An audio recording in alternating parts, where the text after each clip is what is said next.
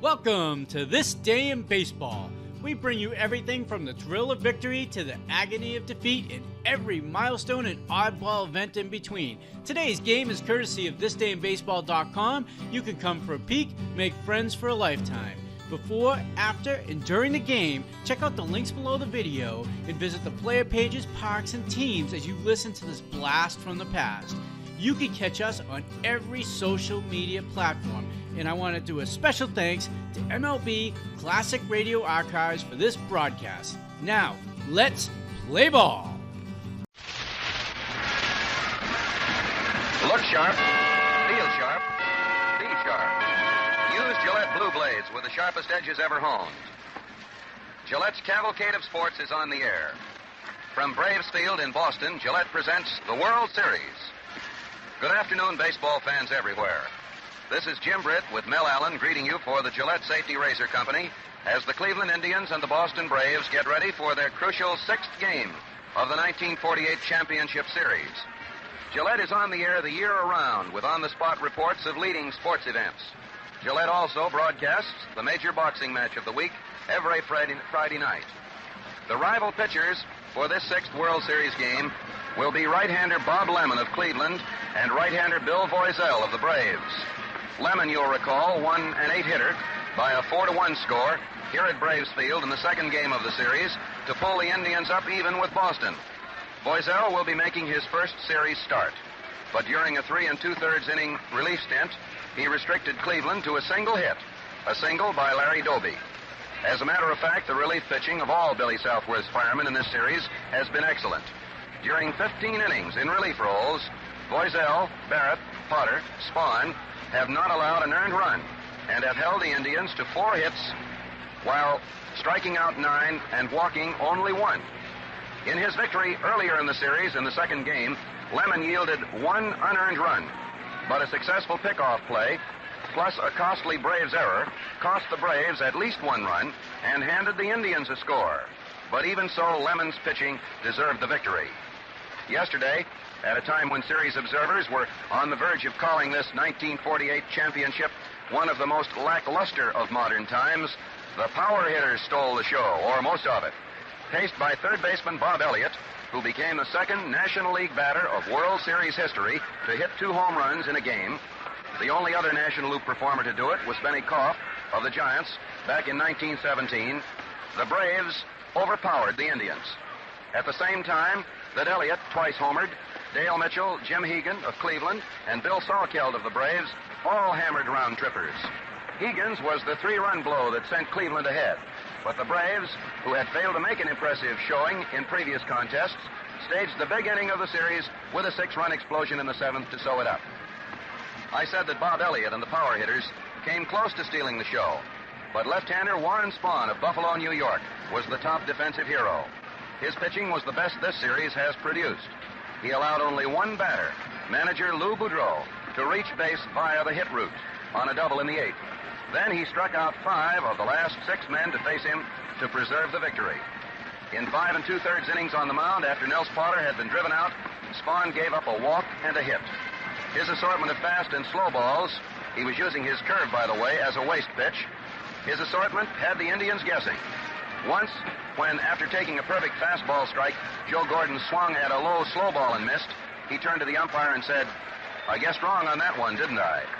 Bill Salkeld, the Boston catcher, said Spahn all but dispensed with his curve ball. The pitch Cleveland batters had solved easily in the second series game in favor of a mixed-up assortment of fast and slow stuff. Feller, as was the case his first time out, couldn't win. Today, veteran observers are comparing his plight with that of the late, great Walter Johnson, who never did win a series game until the twilight of his career, and then in a relief role. No recent series, I think, has seen so many former infielders and outfielders rack up mound victories. Bob Lemon was both an infielder and an outfielder at one time. Steve Gromack played the infield. John Sain once roamed the outfield. It may get to be a habit, this switching around, since last year John Lindell, a former pitcher, was one of the top heroes of the series. On the special trains between Cleveland and Boston last night, the main topic of conversation, however, was the crowd, the attendance at yesterday's game. When he learned that about 12,000 fans saw the game while standing around Mr. Beck's portable outfield fence, First baseman Earl Torgeson of the Braves said, imagine that, 12,000. Why, that's 6 times as many people as there are in my hometown of Snohomish, Washington. To the Cleveland club, yesterday's game was a bitter disappointment. The Indians consider Feller the same great performer everyone else does. The idea of his losing by any such lopsided score as 11-5, despite the fact that of the 11 Boston runs, only 7 were charged to Bob, seemed inconceivable. But when the Braves broke the 5-run tie on Torgeson's 7th-inning single, scoring Holmes, even Bob Hope, one of the most rabid Indian rooters, turned to a companion and said, there's the ball game. We'll never get a hit off that guy, Spahn. He has it today. Well, he did have it. Boudreau's double was the only hit. So the series now faces its 6th game, with the Braves back on home soil, set to face their 2nd game conqueror, Bob Lemon. Boston seems even more baseball mad today than on the day the series opened. This morning's Boston Herald carried the streamer headline, Welcome home, Braves. Everyone salute you. Fire equipment, bands, and huge crowds had already jammed Trinity Place when the Braves special arrived early this morning. Yesterday afternoon, after the Braves' victory in Cleveland, when the rush seats went on sale here at the park, the rush of the crowds broke all bounds, and the sale had to be postponed in the interest of safety. Braves Field holds only half as many persons as the huge and beautiful Lakefront Stadium in Cleveland, so today's crowd will probably approximate 40,000. The World Series checks this year will be sizable. Don't think they won't. The players' share of the receipts amounts to more than $548,000. Of that amount, 70% is earmarked for these 2 World Series contenders. The winner's share of the 70%, which is 60%, will total more than $7,400 on the basis of a 31-share split as previously announced, which means that even the losers' individual World Series checks will approximate $5,300, and the Boston Red Sox, for having finished 2nd in the American League this year, will doubtless receive a larger share than they did as the losers' end of the World Series of 1946. Few World Series checks have ever approximated this total. If you're statistical-minded, perhaps a breakdown of the runs, hits, errors of the clubs will interest you. In the 5 games already decided, the Braves hold a scoring edge of just a single run, 14-13. In hits, Boston has a 34-28 advantage, thanks to yesterday's slugfest. The Indians have been charged with the fewer errors, 3-6, and both teams have left 27 runners on base. 20 Indians have struck out, Walt Judnick 4 times. 18 Braves have gone down on strikes, Rickard 4 times. The Braves have walked a total of 11 times, the Indians 10 times. The individual batting leaders are Torgeson and Stanky of Boston, with averages of 429 and 308. For Cleveland, Doby tops the regulars with a mark of 278. Boudreau is 263. In team batting, Boston's mark is 218, Cleveland's 179. And now, before giving you the batting orders and the array of the umpires for this 6th World Series game, hats off to our northern neighbor, our good neighbor, Canada, which today in the Dominion is celebrating Thanksgiving Day. And Gillette, Mel, and I hope that their celebration is enhanced by a thrilling World Series broadcast. Here are the batting orders. For Cleveland, Mitchell, left field. Doby in right field. That's a change. Boudreau, shortstop. Gordon, second base. Keltner, third base. Tucker, Thurman Tucker, formerly of the White Sox, will be in center field. Robinson, first base.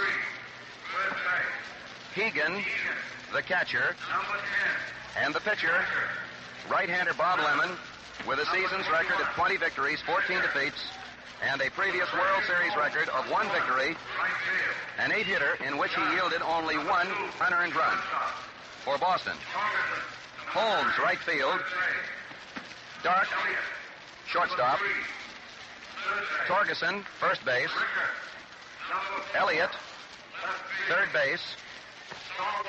Rickert in left field. Salkel, the catcher. Mike McCormick in center field. Stanky, second base.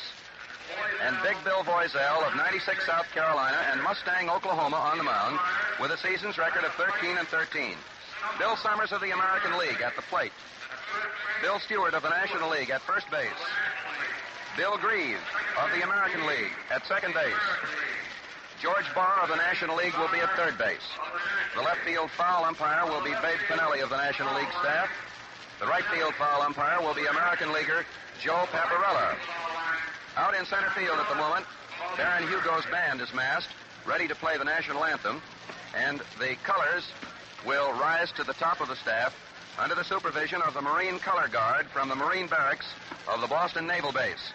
But first, the Braves bullpen pitchers and the Cleveland bullpen pitchers will be given an opportunity to clear the field.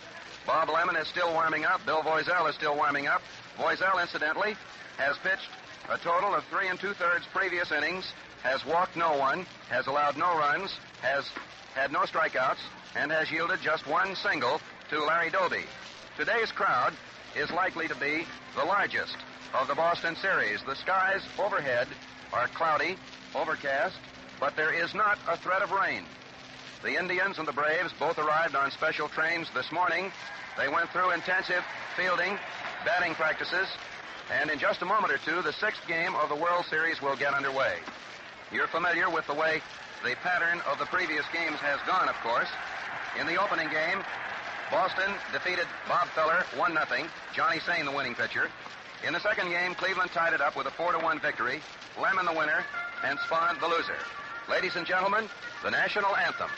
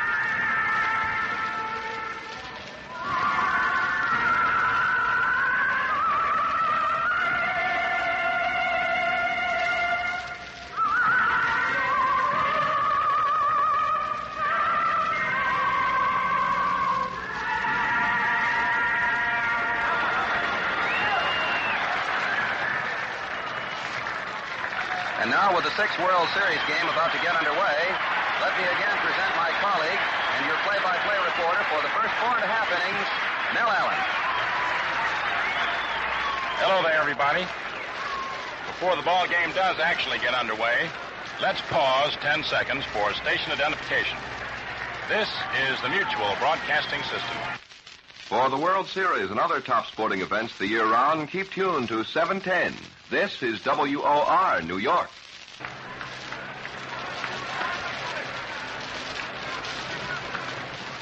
Big Bill Voiselle on the hill for the Boston Braves, a right-hander who won 13 and lost 13 on the regular season. Boy from 96 South Carolina originally, who now lives in Mustang, Oklahoma. Big Bill had more than fair success against the Cleveland Indians in spring training games, and Billy Southworth is entrusting this strong-armed right-hander with the task of keeping the Braves in the World Series. Time is called just before we get underway. Bill Stewart, who's umpiring at first base, calls time. And Joe Paparella of the American League, who's stationed down the right field foul line, is over talking to the Boston Braves right fielder, Tommy Holmes, about something or other. I don't know just what it is. But now everything seems to be all right, and we're all set to go. Dale Mitchell will be leading off for the Cleveland Indians. Mitchell bats him left-handed. Voiselle looks in to get his sign from Bill Salkeld in the crouch back of the plate. Mitchell, who's had 3 out of 19 in the series, hitting at 158. First pitch. It's in there for a call strike. It was a fastball. Bill Voiselle whipped it in there just about knee-high. Bob Elliott goes over into the grass of the infield, picks up a piece of paper. He's laying in fairly close at third, looking for a bunt possibly. Outfield playing Mitchell around toward left. Here's your delivery, and it's high inside for ball 1. That evens up the count 1-1.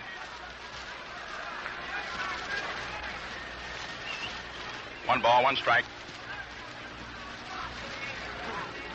Voiselle gets that sign from Salkeld. He's in no hurry.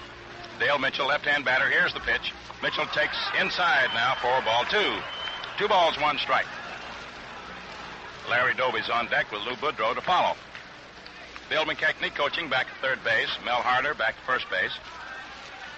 Bill Summers calling balls and strikes. Voiselle into the windup, delivers. Mitchell swings and lines one out into center field. Coming fast is the center fielder, Mike McCormick, who takes it for the out. Mitchell lines to Mike McCormick in center field. 1 away, and up to the plate now comes Larry Doby. Doby's had 5 out of 18 in the series, hitting at 278. Earl Torgeson's had 6 out of 14 for the most number of hits of anybody, with Larry Doby having 5, Mike McCormick having 5, and Lou Boudreau having 5, among others. There's a pitch into Doby. It's wide of the mark for ball 1. Doby stands far away from the plate. Bill Voiselle into the windup. Here's the pitch, and it's in there for a call strike. 1-1. Larry Doby got the only hit off Bill Voiselle the other day when Bill hurled his relief stint. Now the pitch. Doby takes fastball over for called strike 2. Fastball in there about letter high. Voiselle, went 3 2/3 innings in relief pitching. Allowed 1 hit, no runs, didn't walk anybody, didn't strike out anybody. The big right-handers into the windup. Here's the pitch. Doby takes curve inside. Ball 2, 2-2 the count.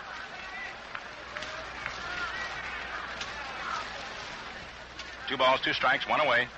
Top half of the first inning, 6th game of the World Series, with the Cleveland Indians out in front in games 3-2. Voiselle delivers. Doby swings and lines one out over short into left field for a base hit.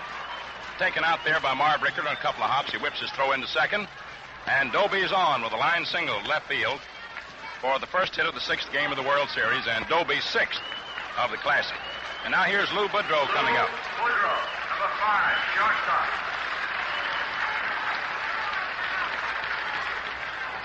Lou bats him right-handed. The stretch by Voiselle. Here's the pitch. Lou takes it in the back. He's hitting the small of the back by a pitched ball. He's all right, however. Shakes it off. As a matter of fact, he reaches down and picks the ball up on the baselines. He trots on down to first base. The ball hit him right in the small of the back, just above the hips. And that moves Larry Doby down to second. Lou Boudreau hit by a pitched ball. And that moves Doby down to second and brings up Joe Gordon. Double barrel activity in the Braves bullpen. Red Barrett, a right-hander, is one of the men who's warming up. We're checking the identity of the other. Looks like it may be Vern Bickford. Now the pitch to Joe Gordon. Swung on and fouled back to the screen. Strike 1. As the Flash was going after that first pitch, hoping to drive it far and deep. The outfield playing Joe Gordon around toward left, playing him to pull. Infield shaded around toward third with Bob Elliott deep close to the line. Al Dark, the shortstop, deep over into the third base hole. Eddie Stanky over toward second base. They're in potential double play position if the opportunity should present itself. Runners lead off second and third. The stretch by Voiselle. Here's the pitch. Joe Gordon takes high. And the count is evened up now at 1-1. 1 ball, 1 strike. You got Kenny Keltner on deck. Bill McCormick coaching at third. Mel Harder at first for Cleveland. A lot of room down that right field line. The outfield so far swung over toward left. Here's your pitch. Gordon takes high again. Ball 2, 2-1. William Voiselle, 6'3", 200-pounder, whose birthplace is listed as Greenwood, South Carolina, but who made 96 South Carolina quite famous. Pitches down to Joe Gordon, who started to swing, held up, but Bill Summers says to strike anyway. And it's a 2-2 count on Gordon. And now Bill Summers indicates that Gordon broke his wrists.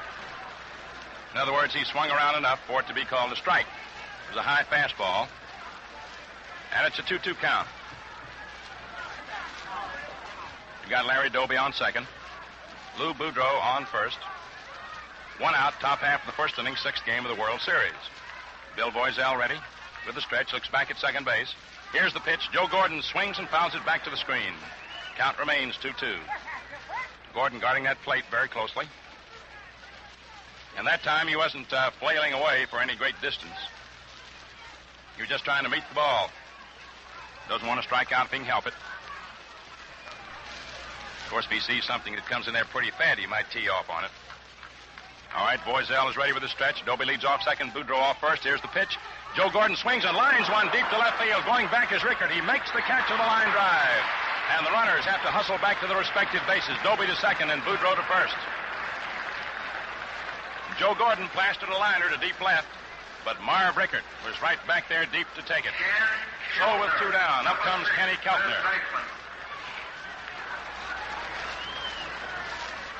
Keltner, right-hand batter.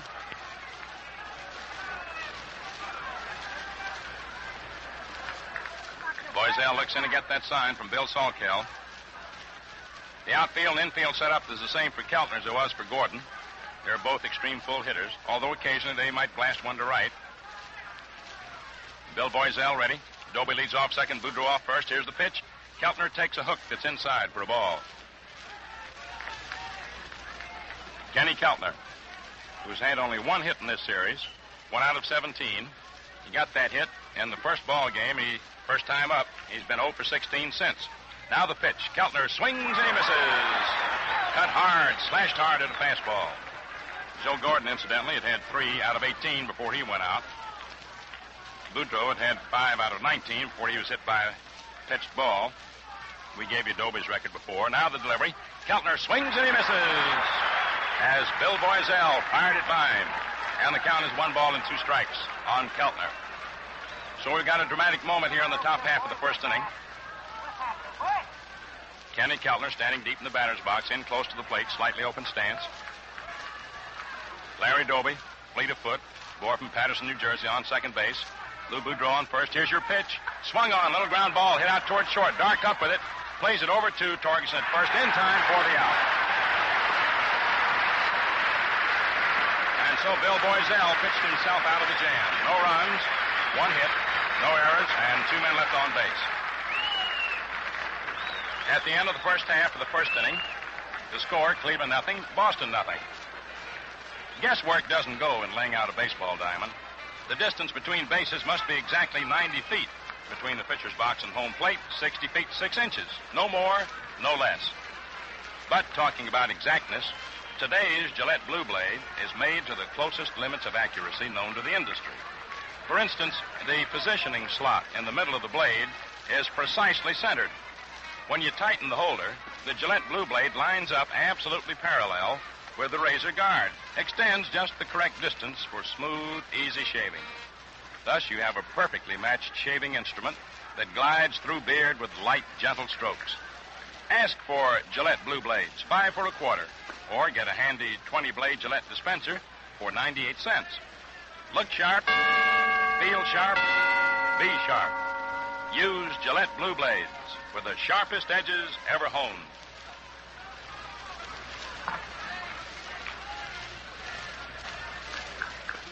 Coming into the last half of the first inning,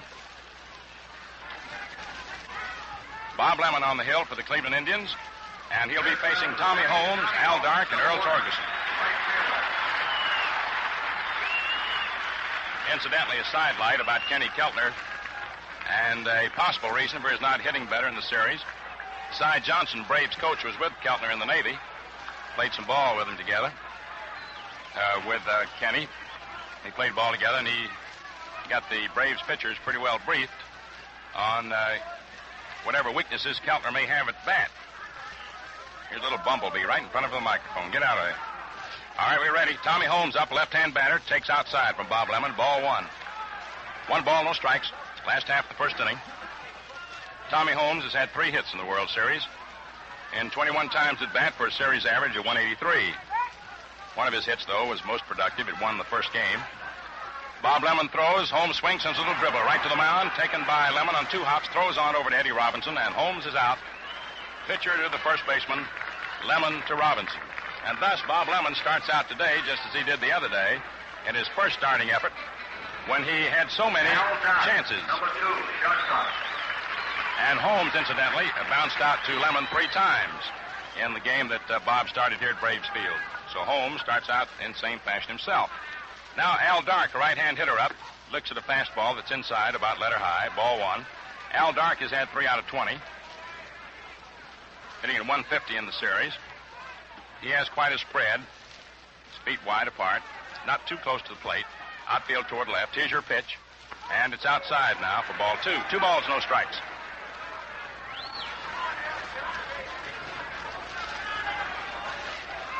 Two nothing to count.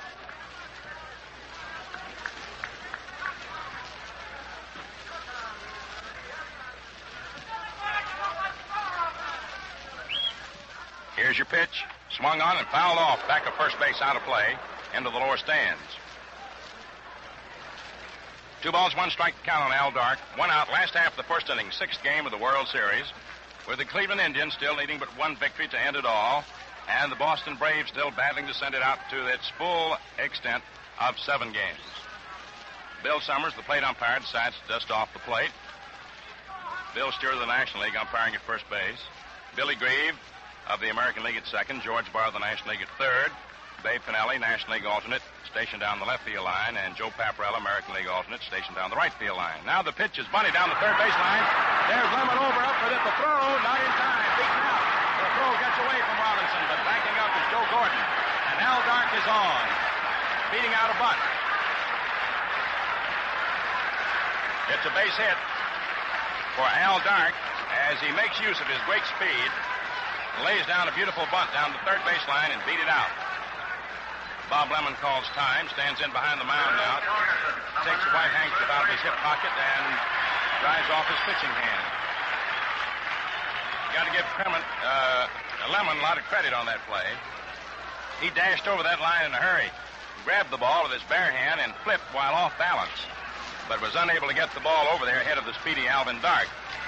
Lou Boudreau out at short, motions out to Dale Mitchell to move over a step or 2 toward the left field line. He's way over toward left center as Earl Torgeson steps to the plate. Torgeson, a left-hand batter, has had 6 out of 14 in the series. He hits a long ball.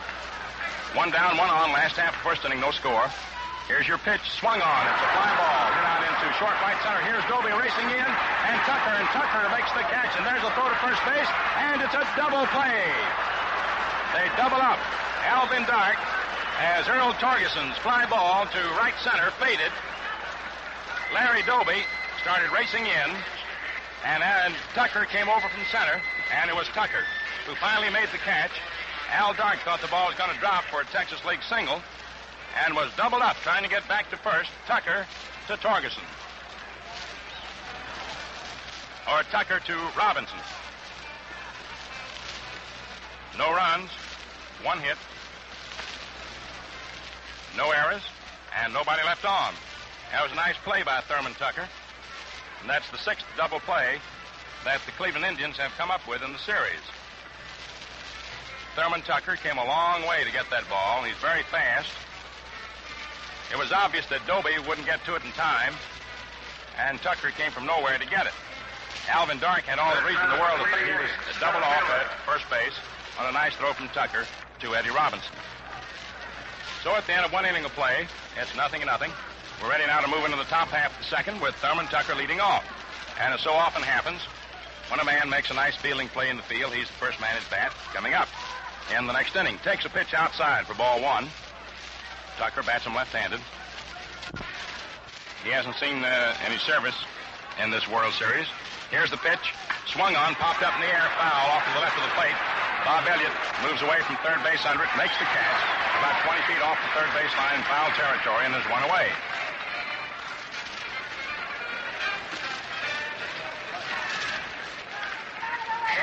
Now coming to bat is Eddie Robinson. Third baseman.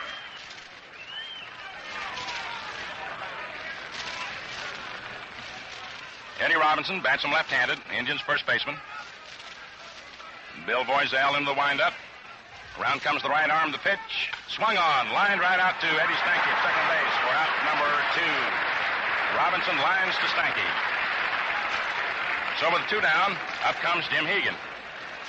Robinson had 4 out of 16 in the series.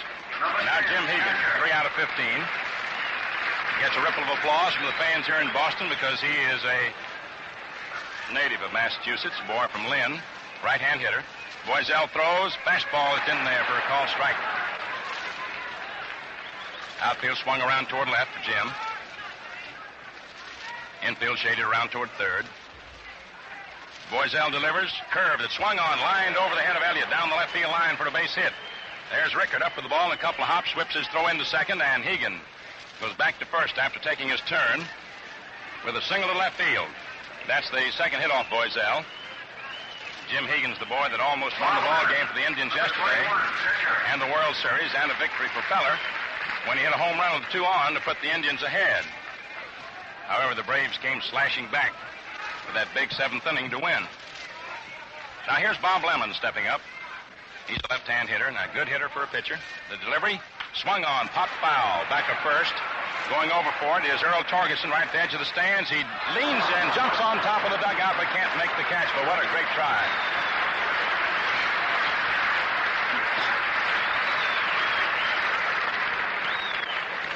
Torgerson sort of jumped onto the Indians' dugout trying to catch that one. Certainly gave it a great try. 1 strike to count on Bob Lemon.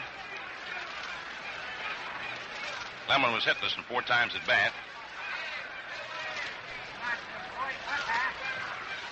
Voiselle with a stretch, checks his runner. Here's the pitch. Lemon swings and sends a long fly ball into left center field. Marv Rickard races back under it, makes the catch. That's all for Cleveland, top of the second. No runs, 1 hit, no errors, and 1 man left on. The score at the end of an inning and a half, Cleveland nothing, Boston nothing.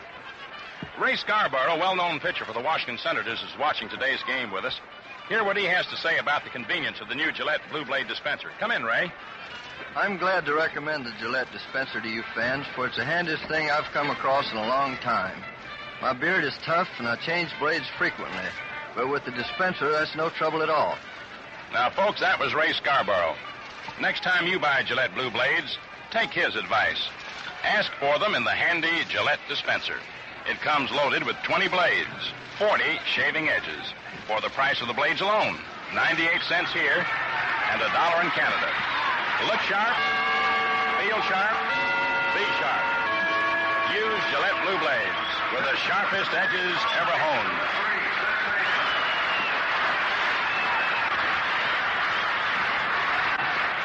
That round of applause greets the appearance at the plate for the Boston Braves in the last half of the second inning.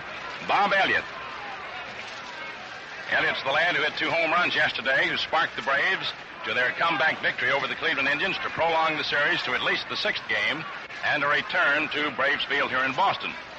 Elliott, a right-hand hitter, now has a batting average in the series of 4 out of 18. That's .222, but he has driven in 5 runs. That's more runs than anyone else has driven in the series. Jimmy Hegan, for the Indians, has driven in 4.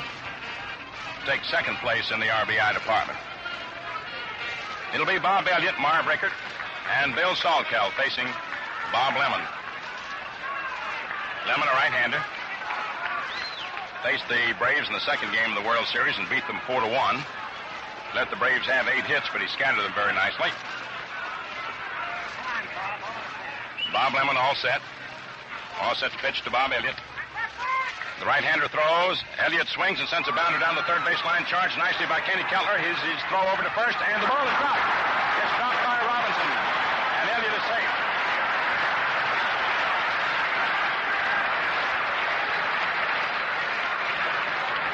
On that play, the ball charged by Keltner. The ball twisted off to Kenny's right just as he was ready to receive it. but he grabbed it anyway. His throw was on the home plate side of first base. Robinson had to stretch to get it as Elliott was bearing down on him, and Ed sort of slapped at the ball and couldn't hang on to it. Now coming up to bat is Marv Rickert. There's a balk as Elliott took his lead off first. Bob Lemon, with the stretch, started to throw to first base, and Eddie Robinson wasn't there. He was in behind the runner, so Bob Lemon was afraid of throwing the ball away, and as a result, he's charged with a balk, and that enables Bob Elliott to go down to second. Now, they have ruled Elliott is to be credited with a base hit and no error on that previous play. There's a pitch that's low outside now to Marv Rickert for ball one. So as we saw and described for you, that ball took a peculiar twist on Keltner at the last second. He had to evidently hurry his throw, and the official scorer gave Elliott a base hit, and he goes to second on the balk. Now the pitch to Rickert, swung on and fouled off at the plate. Strike one. They've given Elliott credit for a base hit rather than charge anyone with an error. Bob Lemon has come into the plate to talk to Jim Hegan. Now he's walking back out to the mound. The balk that Bob Lemon committed is one that will occasionally arise and not be the fault particularly of anyone. Lemon and Robinson didn't get together on their sign as to whether Robinson will be holding against the runner or playing in behind him. So as Lemon started to lob over to first, he saw Robinson playing in behind the runner and had nowhere to throw it. All right, the stretch by Bob, the pitch. It swung on. There's a drive to deep center. But Tuck going back for it, and Mike McCormick makes the catch. Loretta Tucker makes the catch for the out. Racing to third after the catch is Elliott. As the throw is cut off by Lou Boudreau. Marv Rickert lined that ball to deep center. Thurman Tucker went back and grabbed it for the out. The ball was hit so deeply that Elliott was unable to tag up and go to third after the catch. Now Bill Salkeld steps in. Salkeld, the left-hand batter. Lou Boudreau motions out to Thurman Tucker to come in a step or two. Motions over to Larry Doby, who's playing right field today, to move in a step. The infield is laying in, hoping Cut to run off the plate if the opportunity should present itself. Bill Salkeld, the batter, left-hand hitter. Bob Lemon throws a pitch that swung on a little roller down the first baseline. It's fielded by Robinson, who steps on first to retire Salkeld, and Elliott holds third. Salkeld grounds out to Robinson unassisted, with Elliott holding third. So they're two down. And now Lou Boudreau comes over to the mound to talk to Bobby Lemon. 31, center fielder. Coming to the plate is Mike McCormick. Mike McCormick, the right-hand batter. Infield goes back in normal position. Outfield step round toward left. Lemon looks in to get his sign. Starts the windup. In comes the pitch. Swung on, so the roller hits slowly down toward third. Keltner charges it. Flips over to Robinson in time for the out. And the Boston Braves failed to score in the last half of the second inning, though they threatened. No runs, one hit. No errors, and one man left on base. And the score at the end of 2 innings of play is 0-0. Bob Elliott was credited with the base hit on his tricky roller that Keltner charged, fielded, threw to first base on. The ball was dropped by Eddie Robinson, but in the judgment of the official scorer, it was a tough play, and they gave Elliott credit for a base hit. Then Lemon balked. Elliott went to second. Rickard's long liner to deep center, gathered in by Tucker, was deep enough to enable Elliott to tag up at second, go to third after the catch. Then Elliott held third as Bill Salkeld's little dribbler down the first baseline was handled by Eddie Robinson unassisted, and Mike McCormick ended the inning grounding out, third to first. Let's pause 10 seconds now for station identification. This is the Mutual Broadcasting System. The La Rosa Hollywood Theater of Stars will be heard at 1:30 tomorrow afternoon over WOR New York.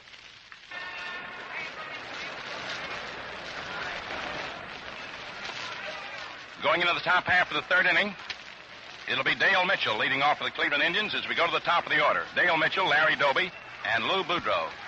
Mitchell flied to center field in the first inning. Bill Voiselle, the right-hander, throws. Mitchell swings and lines one down the left field line for a base hit. Maybe for extra bases. Rickert chasing the ball. Mitchell rounds first, digs for second. Here's the throw. It's in toward third, and Mitchell goes into second, standing up for the double. Dale Mitchell lines a double into the left field corner for the third base hit for the Cleveland Indians off Bill Voiselle. And for Dale Mitchell, that's his fourth World Series hit and his second extra base hit. He had a home run, and now he's got a double. That brings to the plate Larry Doby, who singled to left in the first inning. Left-hand batter, the pitch to him is swung on. There's a long fly ball to deep left field. Rickert goes back toward the fence and makes the catch for the out. And there is Mitchell tagging up, bluffing a dash to third, and Torgerson went all the way down from first base to back up second in the event there was a throw in that direction. In other words, he was sneaking in behind Mitchell, but Dale's ear caught the voice of Bill McKechnie coaching at third base, yelling to him to get back, and he did. So Larry Doby's long drive deep into left field is caught by Rickert, just about 5 feet away from the left field fence for the first out in the top of the third. Manager Lou Boudreau is up, hit by a pitched ball in the first inning. Bill Voiselle throws. The pitch is swung on, hit out into right field. Racing over is Tommy Holmes, and he drops the ball. Now Mitchell digs for third. He rounds it on his way to the plate. He goes in to score, and on at second base is Lou Boudreau, as Lou sliced one into right field, and Tommy Holmes raced over, got his glove on the ball, and then dropped it. Mitchell was racing toward third, had to hold up, thinking that Holmes would get the ball, and then when he dropped it, Bill McKechnie waved him on. It scored as a double for Lou Boudreau. Into the right field sector, a run batted in for Lou. Mitchell scores, and for Boudreau, that is his fourth double of the series, and his third run batted in. The Indians now lead 1-0. Joe Gordon up. Gordon takes a high fastball. Ball one. 1-0 favored Cleveland. Top half the third inning, one down. Lou Boudreau leading off second. Bill Voiselle throws. Joe Gordon looks at a fastball that's inside. Ball two. What a great player that Lou Boudreau is. He is really tremendous. Activity in the Braves bullpen. You've got Red Barrett and Vern Bickford, two right-handers throwing. Bill Voiselle delivers to Joe Gordon. Curveball stays high. Ball three. 3 balls, no strikes. Bill Salkell fires the ball back out to Voiselle.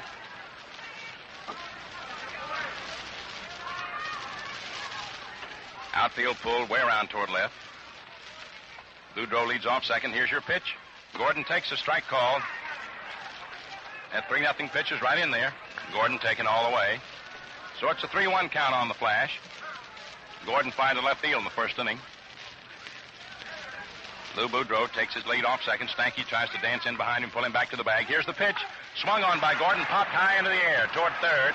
Bob Elliott under it, right at the bag. He moves over into foul territory, makes the catch in foul territory. And they're 2 away. Gordon fouls out to Elliott. About a foot outside the third base bag. Now with 2 down, up comes Kenny Keltner. Keltner was tossed out by Al Dark in the first inning. Right-hand hitter stands deep in the batter's box, in close to the plate. Slightly open stance. Pull hitter outfield toward left. Eddie Stanky just about 2 strides to the right of second as we look out onto the field. Here's the pitch, and it's a high fastball. Ball one. Bob Elliott playing deep at third, close to the line, or as they say in New England, Elliott. 1 ball, no strikes. And the pitch. Swung on it, missed strike one, and how that Keltner did take a cut at that one. He was really slashing. I'll say one thing for Keltner. If Voiselle should happen to give him something on the outside that Keltner can get hold of, he's got an entire county to hit it into in the right field sector. Now the pitch. Keltner swings and fouls it off the plate. Strike 2, 1-2. Of course, Keltner's primarily a pull hitter. But every once in a while, you'll find these extreme pull hitters shifting their feet if they get the type of pitch they figure they can work it on and hitting to the opposite field. Now, you've got, for example, Tommy Holmes playing almost straightaway center field. He's not more than 3 strides to the right of a straightaway center field position, and he's the right fielder. And Rickert way over on the left field line. Now the pitch to Keltner. Swung on it, missed strike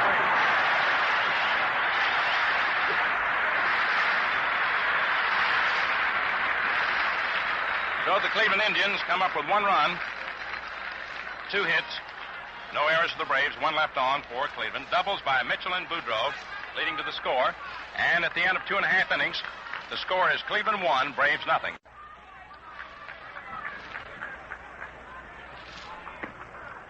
Coming into the last half of the third inning is going to be Eddie Stanky leading off for the Boston Braves. Indians lead 1-0. It'll be Eddie Stanky to be followed by Bill Voiselle, and then we'll go to the top of the order and pick up Tommy Holmes. Eddie bats him right-handed. He's had 4 hits and 13 times at bat in the series. Outfield around toward left.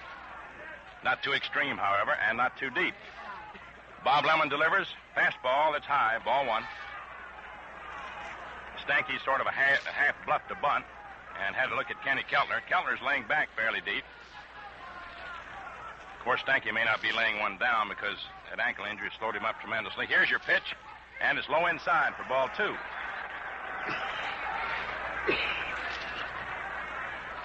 Two balls, no strikes. Lemon getting that sign from Hegan. The right-hander's into the windup. In comes the pitch. And it's over that outside corner. Belt high for a call strike, and the count is 2-1. 1-0 favor Cleveland. We're in the last half of the third inning. Lemon taking lots of time. Joe Gordon stationed deep and over near second base. Now the pitch. Stanky takes, and it's over the inside corner, just below the shoulders for called strike 2. So he got a 2-2 count on it, Eddie. Eddie didn't like the decision on that. Reaches down, snatches a little dirt off the ground. Meantime, delivers himself of a choice word or two. Taps his spikes with the bat. Now he moves into hitting position once more. He's ready. Actually, his right or back foot is out of the bounds of the batter's box, but they don't pay too much attention to it. Now the pitch, swung on and fouled back to the screen. Count remains 2-2. Every once in a while, a catcher will call to the umpire's attention the fact that Stanky's hind foot is outside the back restraining line of the batter's box, which, strictly speaking, is against the rules. Catcher will do that once in a while to try and rattle Eddie. But they're not saying anything about it right now, but from our perch up here with the line still not yet obliterated, you can see it's way out of there. 2 balls, 2 strikes. Stanky slightly bends the knees. Takes a high fastball for ball 3. So he got a full count on Eddie, 3-2. Leading off for the Braves in the last half of the third inning. 1-0, favor Cleveland. Doubles in the top of the third inning by Mitchell and Boudreau, giving the Indians a run. Here's your pitch, and it's inside, ball 4.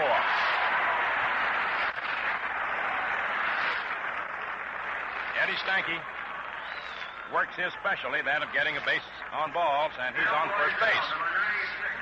That brings to the plate Bill Voiselle.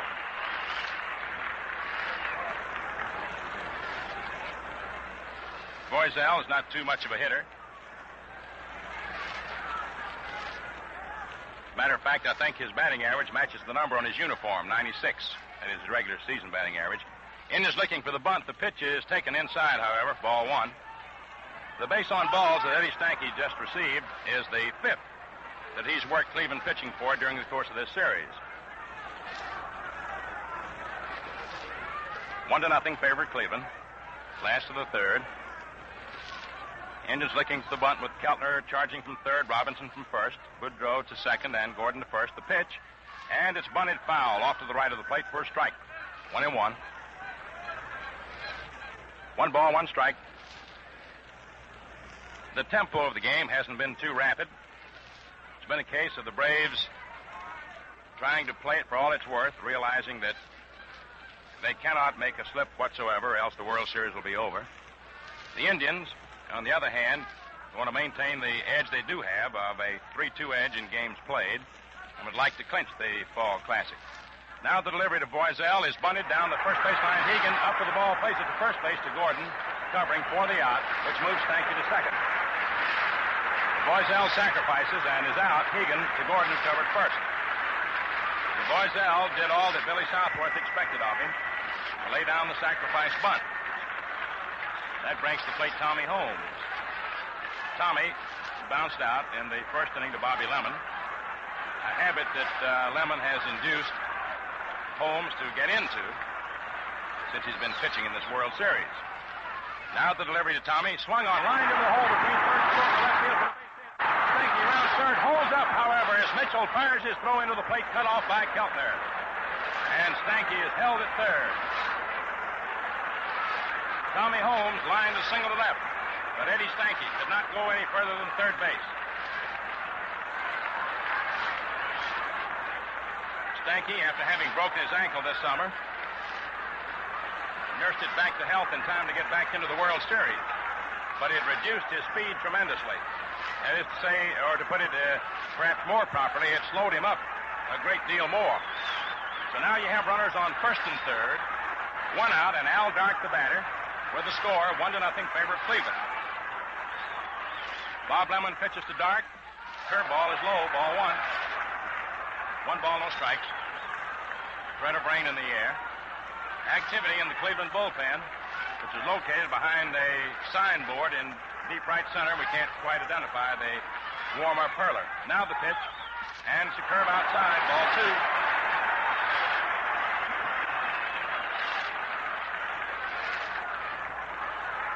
We believe it to be Steve Gromek.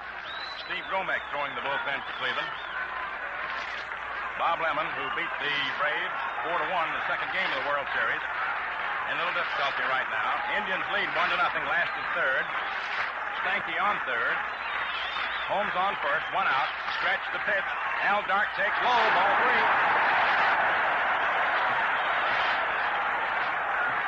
Ed Kleiman also throwing the bullpen for Cleveland. Kleiman and Gromek. Lemon gets a sign from Hegan. Stanky on third, Holmes on first, one away. And the pitch in there for a called strike. And the count is 3-1 on Alvin Dark.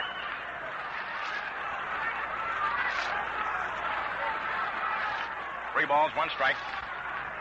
Outfield, round toward left, not too deep in right. Indians infield in double play position. Here's the pitch. Swung on, the ground ball hit back to Lemon. Lemon to Boudreau for one. Back to Robinson, double play.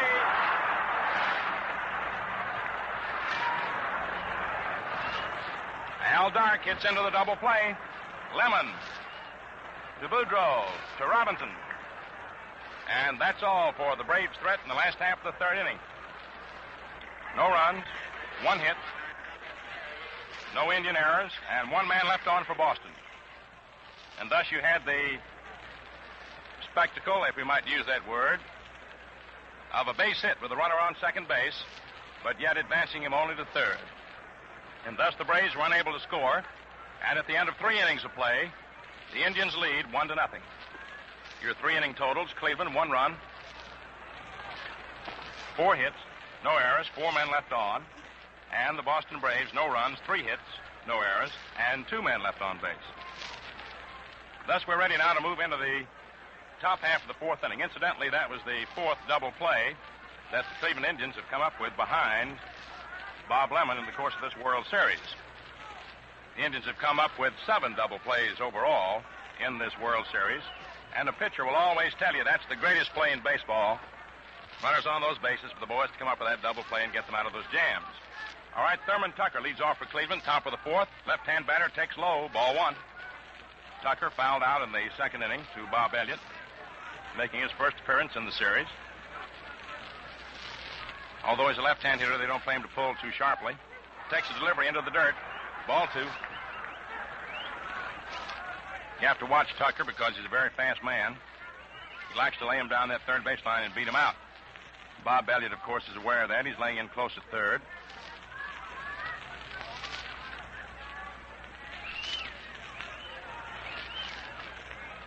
Cleveland Indians getting on Bill Voiselle, a good-natured bench jockeying. Bill looks back over into the Cleveland dugout. Now he's into the wind-up pitches. Tucker swings and fouls it off to the right of the plate. 2-1 the count. Of course, Bill knows most of the boys pretty well. When a member of the New York Giants, Voiselle used to pitch against the Indians in spring training. Now the delivery. Swung on, it's a bounding ball hit out towards second base. Stanky to his right, up with it, over to first, in time for the out. Tucker grounding out Stanky to Torgerson. Eddie handling himself very loosely and easily as he fielded that ball within 1 stride of second base as you look out onto the field. Now Eddie Robinson steps up, a left-hand batter. Lined out to Stanky in the second inning. Outfield goes back a little deep, almost straight away. Bill Voiselle throws. Pitch is swung on, fouled off, out of play, back at third. Strike one, as Robinson didn't get around that ball fast enough and hit it on the handle of the bat and fouled it off out of play. 1-0 favored Cleveland. Top half of the fourth inning of the sixth game of the 1948 World Series. For the Indians, one game up, 3-2. Now the pitch. Very high fastball. Count even up at 1-1. You've got Marv Rickert in left field, Mike McCormick in center, Tommy Holmes in right, Bob Elliott at third, Al Dark short, Ed Stanky second, Earl Torgerson first, Bill Salkeld catching, Bill Voiselle pitching to Eddie Robinson, left-hand batter who swings and lines one out to right field. Coming fast is Tommy Holmes. He makes the catch for the out. Robinson lines to Holmes in right field. Tommy had to come in for that ball because it was sinking and might have dropped for the base hit, but for his quick burst of speed and his quick reaction in moving in on that ball. Now with two down, you got Jimmy Higgins stepping up. Jim singled to left field in the second inning. Bill Voiselle, anxious to work, delivers. Hegan looks at a fastball that's in there for a called strike. Jim Hegan is on his way to becoming one of the all-time great catchers, in most folks' estimation, in the American League. Now the delivery. Swung on and missed. Strike two as he made Hegan go after a bad ball. A low inside fastball. 2 strikes to count on the Indian catcher. 1-0, favored Cleveland, top of the fourth. Voiselle throws, sidearm fastball that's high outside. 1-2. That might have been a sidearm curve instead of a sidearm fastball.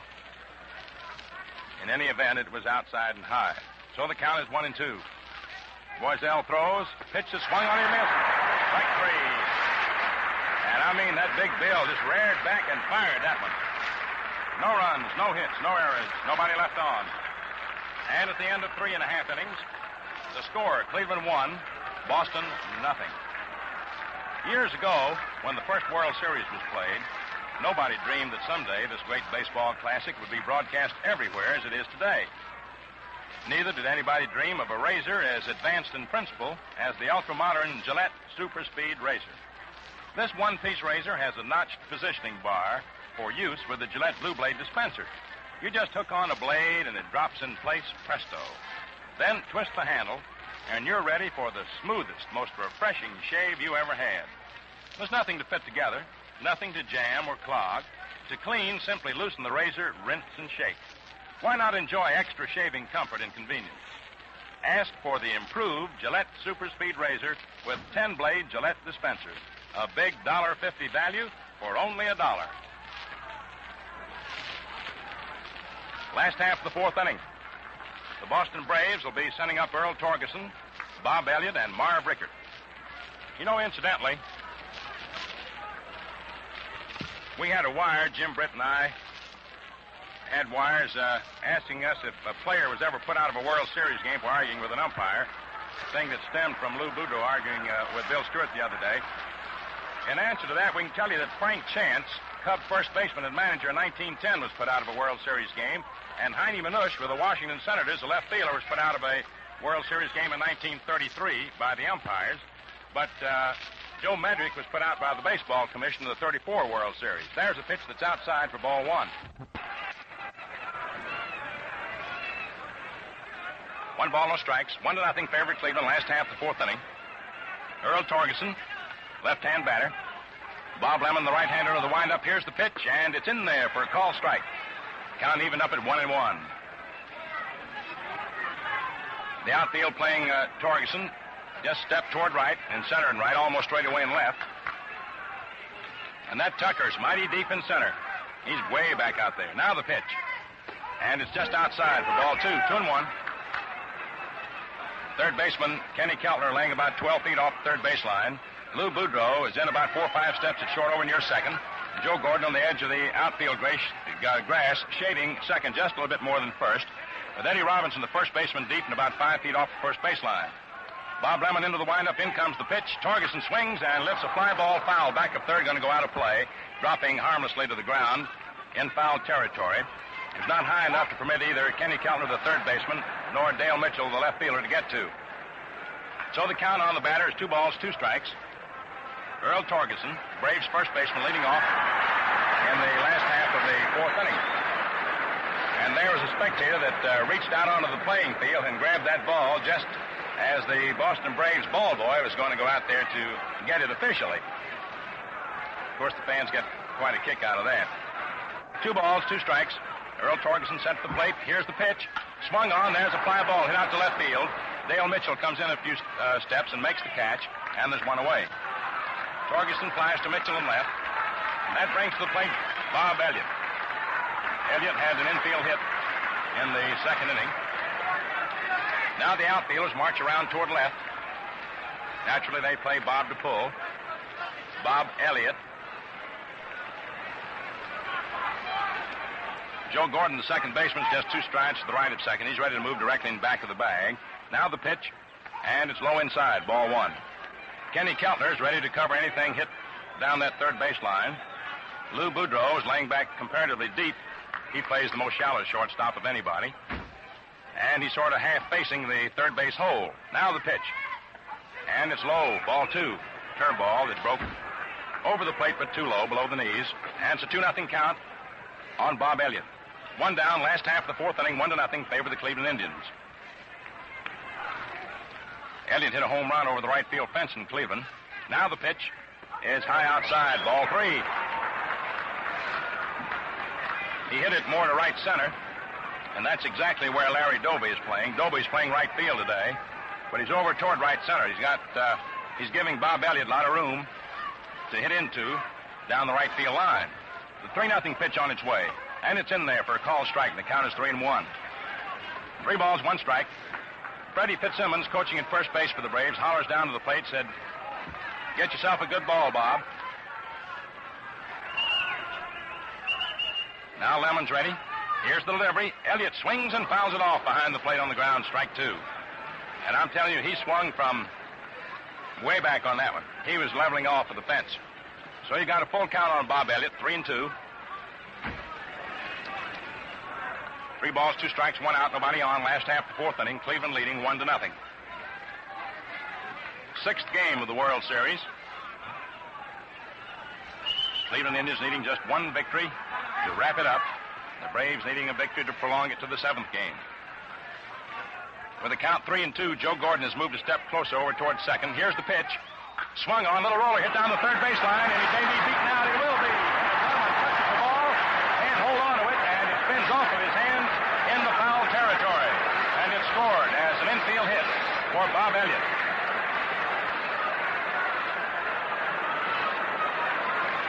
Bob swung with all his might, but succeeded only in topping the pitch. It rolled slowly down the third baseline. Keltner was laying back deep at third, as we told you, so Lemon had to field it. He raced over, got his bare hand on the ball, but it spun off, and as he tried to pick it up, all in the same motion, he sort of half pushed it across the foul line a few feet. And Elliott easily beat it for an infield hit.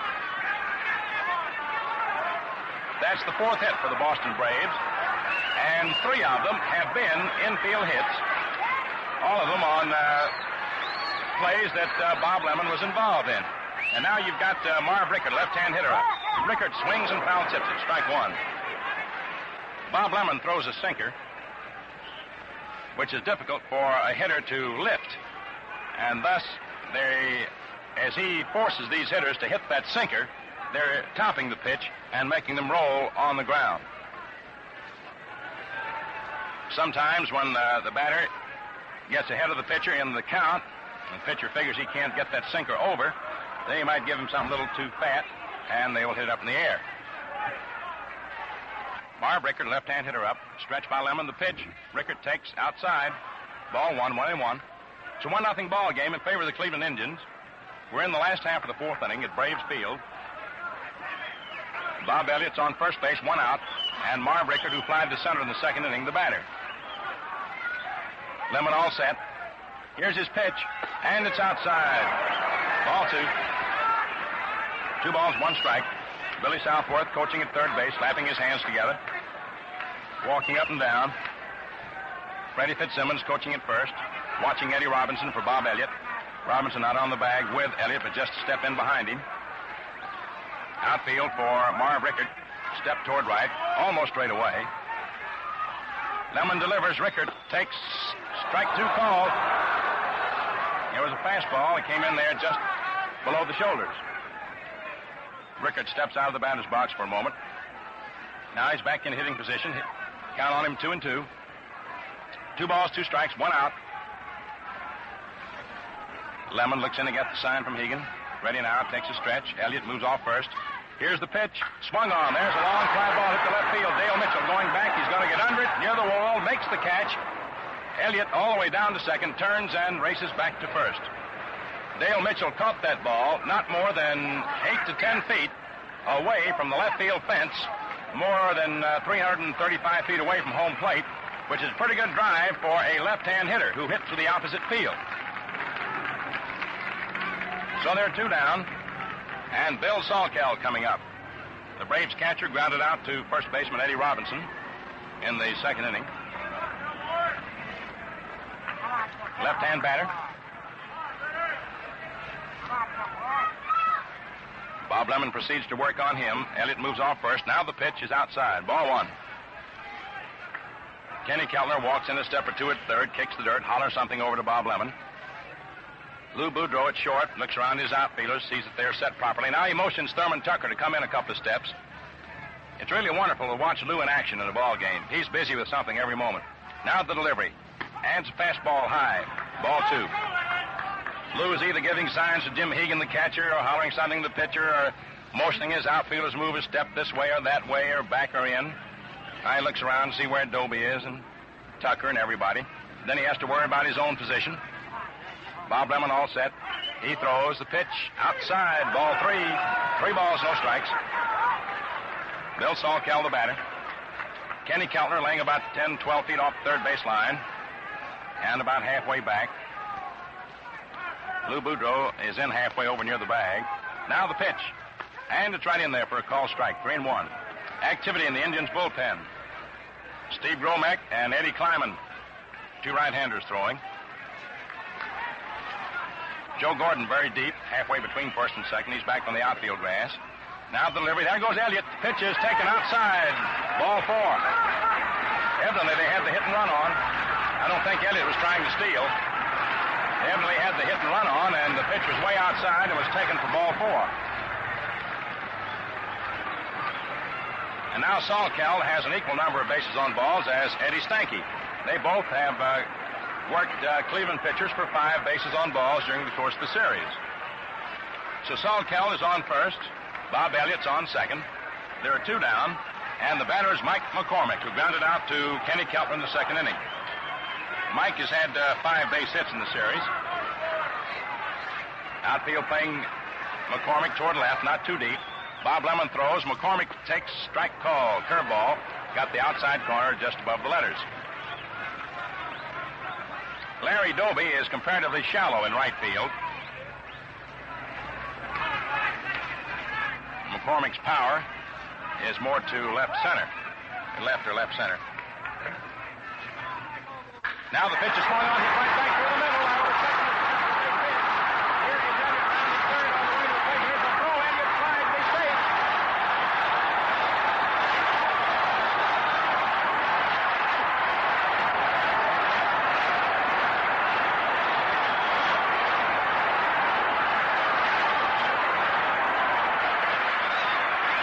Mike McCormick drilled one sharply through the middle. Right out over second into center. The ball cut right over the bag. Joe Gordon made a desperate attempt to get that ball, but couldn't quite get to it.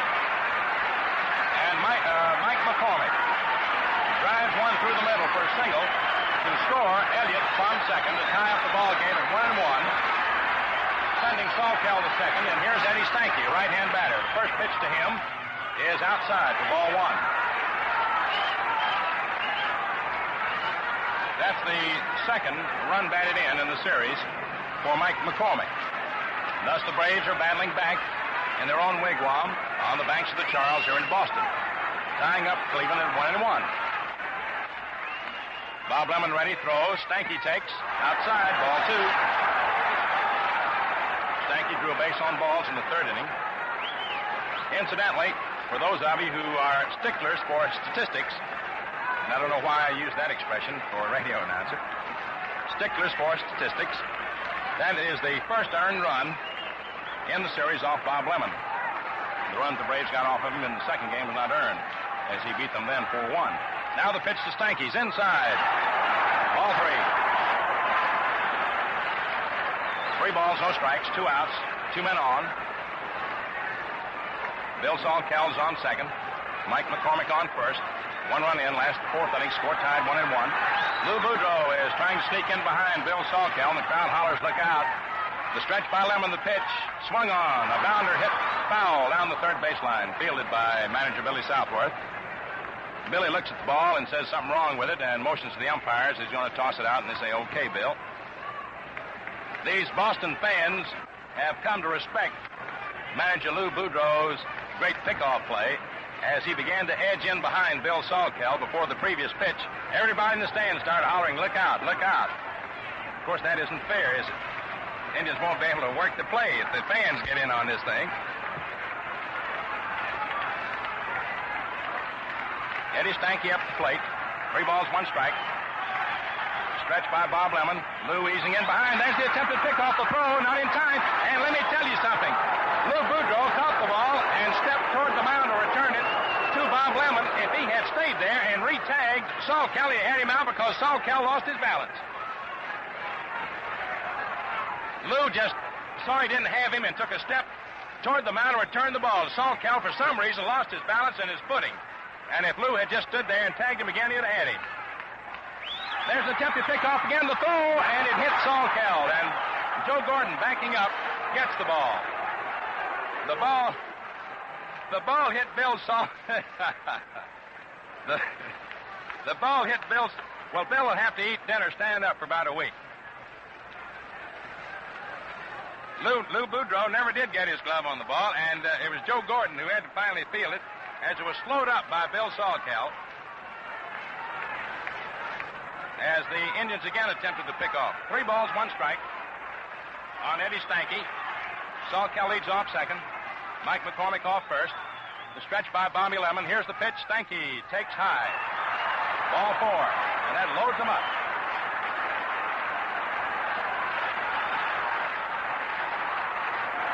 Salkell moves over to third. Mike McCormick down to second. And Stanky takes over at first.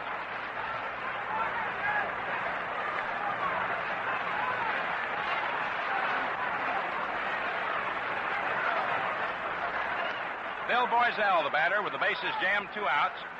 Salkell on third. Mike McCormick on second. Stanky on first. 1 run in. Score tied 1-1 last the 4th. The pitch in there for a called strike to Voiselle.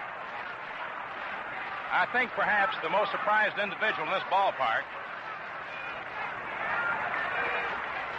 in the event that Voiselle would get a base hit, would be Bill Voiselle.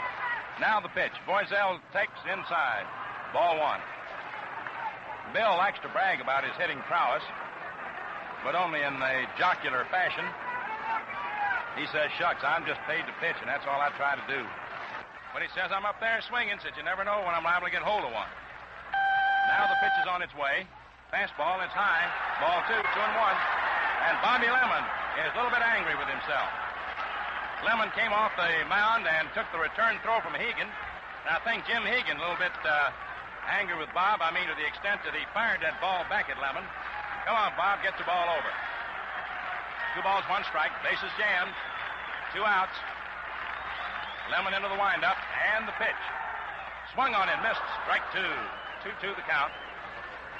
Eddie Robinson came dashing over to first base to take a possible pickoff throw from Hegan. Eddie Stanky had pretty good lead off first, but Eddie got back in plenty of time. Brady Fitzsimmons watching Robinson for Stanky. So you got a count of 2 balls, 2 strikes, 2 outs, bases jammed. Bob Lemon into the windup. Here's the pitch to Bill Voiselle. Swung on, it's a ground ball hit out towards second. Gordon grabs it, up with it, almost booted it. Throws over to Robinson in time for the out.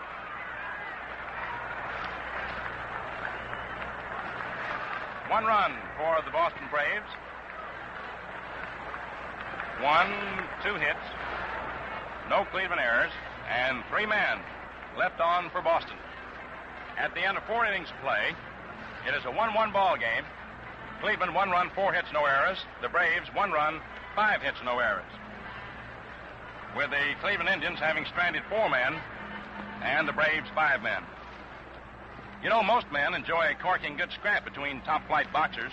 If you're one of them, tune in Gillette's Cavalcade of Sports for the major boxing event of the week every Friday night. Consult your daily newspaper for time and station. We pause 10 seconds for station identification. This is the Mutual Broadcasting System. You'll hear Queen for a Day immediately following today's World Series game over WOR, New York.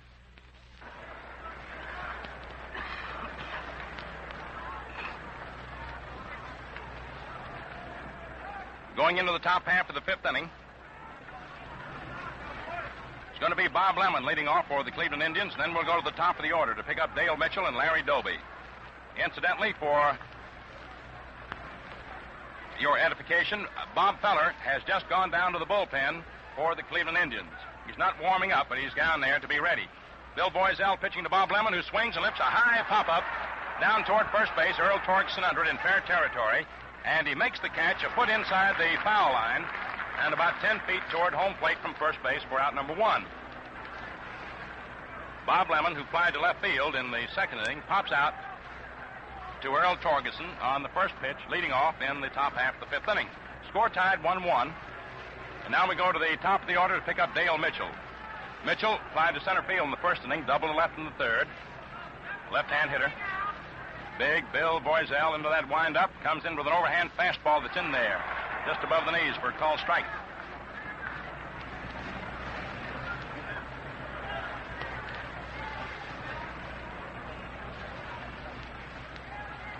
Mitchell's a 6'1", 195-pounder. Left-hand hitter. Swings and lifts a high pop-up foul off to the left of the plate. There's Bob Elliott racing over near the stands, gets under it, makes the catch. Dale Mitchell fouls out to Bob Elliott, who made a nice play as he raced all the way across the foul line to the edge of the Braves dugout, which is a pretty good dash since there's a lot of room between the stands and the foul line here at Braves Field. Caught the ball just at the edge of the stands near the Braves dugout. Now with 2 down, up to the plate steps Larry Doby. Single to left in the 1st inning, fly to left in the 3rd. Left-hand batter. He looks at a fastball inside around the letters for ball 1. The folks in Patterson, New Jersey claim Larry Doby as their hometown boy, and we have indicated that many times. Here's a pitch low outside, ball 2. We have also said that he resides in Norwood, Ohio, or is it Norwalk, Ohio? The Cleveland Public Relations Director insists that he resides in Norwalk, Ohio, but we know for a fact that he does live in Patterson, New Jersey. Now there's a fastball low for ball 3. Chances are he lives in Norwalk, Ohio, during the course of the summer when he's playing ball with Cleveland, but his main home is in Patterson, New Jersey. Now the 3-0 pitch on its way to the left-hand batter. Larry Doby takes it, and it's high, ball 4. Doby gets base on balls, which is the first walk issued by Voiselle in this ball game, although he hit Lou Boudreau in the small of the back with a pitched ball in the 1st inning. Speaking of Lou Boudreau, here he is. Hit by a pitched ball, first time that he appeared at the plate. Lou doubled in the 3rd to score Dale Mitchell, who had previously doubled for the first run of the ball game. We're tied up 1-1, top of the 5th. Larry Doby leads off first to stretch. The pitch has a pitch out. The runner's not going. No throw. Ball 1. They thought Larry Doby might be stealing. Call for a pitch out, but Larry was not going down. Doby is terrific at bluffing a dash to second. He can really fool you on that. He might attempt to steal. You never can tell. We'll watch him for you. Torgeson holding the bag. Doby inches off. Takes a pretty big lead. The stretch. The pitch swung on by Boudreau as a long fly ball hit the left field. Getting under it is Marv Rickert. He's waiting, and he makes the catch. No runs, no hits, no errors. 1 left on. And at the end of 4.5 innings, the score, Cleveland 1, Braves 1. Men, to enjoy the cleanest and most refreshing shaves you ever had, prepare your whiskers with Gillette shaving cream and ease them off with today's Gillette Blue Blade in your Gillette razor. Both Gillette Brushless and Gillette Lather remove moisture-resisting oil from your beard pronto. Every whisker gets a thorough soaking and softens up in a hurry. Another thing, both of these Gillette creams now contain K34. This amazing facial antiseptic destroys 85 to 99% of all dangerous bacteria on and beneath outer layers of the skin. So you wind up with a surgically clean face. Yes, your face is as clean can be. Men, for extra shaving luxury plus the cleanest face you ever had, use Gillette shaving cream, lather or brushless, a quarter. Only Gillette shaving cream contains K34. Speaking about K34, here's a fellow that looks sharp, feels sharp, and looks like he's ready to be mighty sharp. As he goes into the final 4.5 innings of this ball game, barring extra innings, Jim Britt. Thank you, Mel. Good afternoon again, everyone. The leadoff batter for the Boston Braves will be right fielder Tommy Holmes, who has 1 hit in 2 trips, 4 hits in 23 trips in the series. It was he, you'll recall, who beat Bob Feller in the first game by driving in the winning run. The outfield is set just a little to the right of straightaway. Lemon winds up and fires one right over for a called strike, a fastball. As Mel has been telling you, Lemon's best pitch, his most effective pitch, has been a sinker ball, and that, no doubt, has set up the 4 double plays with which the Indians have backed him up during the series in his 2 outings. Here it comes. There's a drive that goes down the left field line. Mitchell is retreating over toward the line, and he takes it on the run for the first out. Not too well hit. It was a fly ball, nevertheless, which carried about 305 or 310 feet. So that chops Tommy Holmes down to 1 hit in 3 trips, and it brings up Alvin Dark, who twice has figured in double plays. Once he hit into one with a ground ball back to Lemon, and the other time, after beating out a bunt, he was doubled off first base in the second outfield double play of the series. Alvin has 4 hits in 22 trips. He stands straight away, up even with a plate, and the first pitch is low and outside. He's a right-hander. The outfield scarcely changes itself much between Holmes and Dark because the 2 of them are capable of hitting the ball to all 3 fields. Freddie Fitzsimmons coaching at first, Bill Southworth coaching at third, and the score 1-1. Here it comes. There's a ground ball back to Lemon. He has plenty of time to throw him out. Mr. Lemon, you know, had 9 chances in the first series game, just 2 shy of Nick Altrock's all-time World Series record. And in this game today, he has had 3. He's had 3 assists and has just missed a couple more. 2 men out as Dark returns to the mound and Earl Torgeson steps up. Torgeson made a bid for a Texas leaguer that might have set a scoring opportunity for the Braves in the first, but it was turned into a Tucker to Robinson double play, doubling Dark off first. Then his last time at bat, he flied to left. He's a left-hander. The pitch in the dirt, ball 1. Everyone agrees that Jim Hegan has turned in a magnificent job of catching during this series. Yesterday's game, of course, took sort of a lusterless finish off the series as both teams unveiled a real display of power. Lemon delivers. There's a foul ball back over the top, and the count is 1 ball, 1 strike. The young man in the Cleveland batting order who seems to have the number of Bill Voiselle is right fielder Larry Doby, because Doby has walked once and solved Voiselle's delivery twice successfully with base hits. Torgeson is the Braves' leading batter with 6 in 16. He had a mark of 429 until Lemon handcuffed him in his 2 opportunities at the plate today. The outfield plays Torgy deep. He specializes in line drive home runs. The pitch, high and wide, and the count is 2-1. Torgeson comes from Snohomish, Washington, where he has been nicknamed the 2nd Earl of Snohomish. The first, of course, was the great Earl Averill. And Averill, incidentally, saw the game at Cleveland yesterday. Here's the pitch. There goes a little pop fly out toward center field. Boudreau and Gordon on the run, and Gordon makes a nice running catch going away.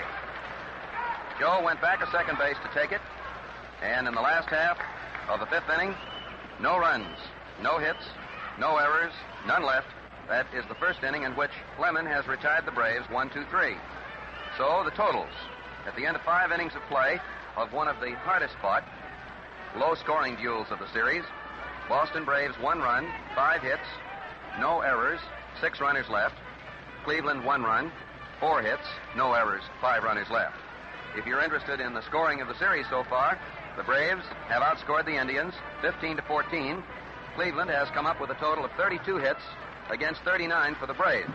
The Braves have made twice as many misplays, 6-3, And in the matter of leaving runners stranded, the Braves have left 33 on base against Cleveland's 32. Probably no series of modern times has been more grudgingly contested, with the exception of Lemon's 4-1 victory and yesterday's 11-5 slugfest. In the first half of the sixth inning, Joe Gordon, the great Cleveland second baseman, will be the batter. He carried an average of 167 into the game, but it's dropped down to 150. Since his first time up, he flied to left, and then he fouled to third. He's a right-hander. Voiselle pitches. High and wide, ball one. Bill McKechnie is doing the coaching at third base for the Indians, and Mel Harder, as usual, is doing the coaching at first. Their combination is constant. The windup, the pitch, too close, a fastball, and the count is 2-0. Center fielder Mike McCormick is positioned over in left center field. Tommy Holmes is about 100 feet inside the right field foul line in the direction of right center field. Right field is wide open. Here it comes. Strike called, fastball. The count, 2 balls, 1 strike. The weatherman has been good to us all through the series. It has never been particularly sunny, but the weather has always been adequate. The pitch. There goes a long fly ball to left field, and that may be troublesome. Rickard is going back near the fence, and the ball is out of the lot for a home run, putting Cleveland in front 2-1.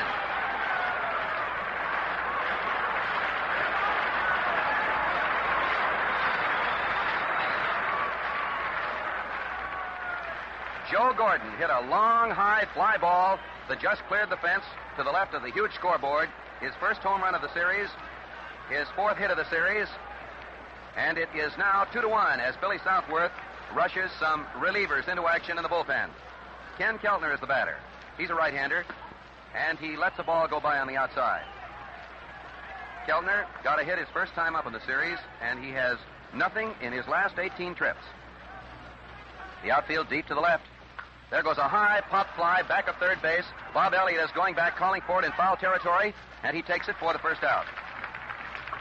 So that's 9-3 for Keltner in this game.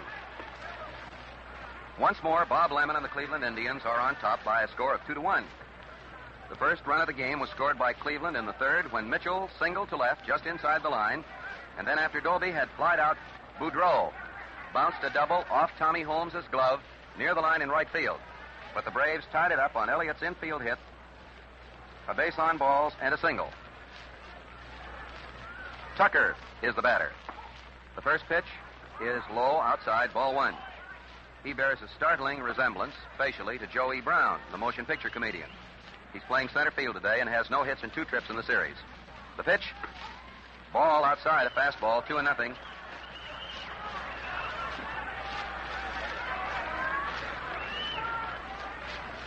Two balls, no strikes. Ball 3, 3-0. 3 balls and no strikes. Joe Gordon's home run was his 4th in World Series competition. Here's the pitch. That one missed the inside corner, and it is the second base on balls given up by Voiselle. Tucker goes to first base, and that will bring up tall, left-handed Eddie Robinson of Paris, Texas. Mr. Gordon, a little earlier in the series, collected his 24th hit in World Series competition, and his 4th home run has put Cleveland in front 2-1. Robinson is hitless in 2 trips. Voiselle delivers outside. Ball 1. Voiselle has suddenly lost his ability to catch the corners, and Red Barrett and Warren Spahn, the latter the hero of yesterday's game defensively, are warming up. The stretch, the pitch. Inside, ball 2, 2-0. Eddie Stanky charges in from his second base position in an effort to settle down the big South Carolinian. Voiselle turned his back on him for an instant, not knowing that Eddie was there. They make quite a picture, by the way. Stanky is very much shorter than Bill. He pats him affectionately on the back with his glove and then goes back to his position. Stanky occasionally, with a right-hander up, will play out on the grass about 5 or 6 feet to the right of second base. With a left-hander like Eddie Robinson, he's about 35 feet to the right of second. 1 man out in the 6th inning. Voiselle working from a stretch. There goes the runner, and there's a drive to right field for a solid base hit. Tucker is all the way to third base as Holmes throws into Stanky. Runners on first and third, and Voiselle is on the ropes. Jim Hegan will be the next batter. Robinson lined a solid single into right field. one of the most solid hits of the ball game, and his 5th of the series in 19 trips. Jim Hegan has 1 hit. He singled to left in the 2nd inning, then he went down swinging in the 4th inning. Voiselle takes his stretch. He throws it. There's a ground ball, and that one goes to Elliott. Elliott throws to second to first, and it is dropped, and it is 3-1. Stanky's throw to first base was poor. It was high. It struck the heel of Earl Torgeson's glove, and he knocked it down as the Braves blew a perfect opportunity to retire the side with a double play. Tucker scored on Hegan's fielder's choice. No error is charged. Hegan is given credit for driving in a run. He's on first base with 2 men out. The play was 5-4. Elliott to Stanky, and Bob Lemon comes up. Voiselle, with luck, could have been out of the inning, but the Braves have consistently been unable to match Cleveland's double plays. Here's the pitch. There goes a ground ball right to Torgeson. He steps on first to retire the side as Bob Lemon goes right after that first pitch. 2 runs for Cleveland in the inning. 2 hits, no errors, a base on balls, and a runner left. And at the end of 5.5 innings of play, the score is Cleveland 3, Boston 1. When a ball player gets a hold of a bat that bangs out hits, he doesn't want to part with it. That's the way Eddie Pellegrini of the St. Louis Browns felt about his veteran Gillette razor until... But here's Eddie to tell you the story. Hello, fans. I always thought my old Gillette razor was tops until on the train one morning recently, I tried a friend's new super speed razor. And you liked it? I sure did. In fact, I bought one for myself as soon as we got to Chicago. Are you still sold on it? Jim, I wouldn't part with it if I couldn't get another just like it. Fans, you'll say the same when you try the modern Gillette Super Speed razor that changes blades instantly and makes shaving a cinch. Buy one with a 10-blade dispenser, a big $1.50 value for only $1.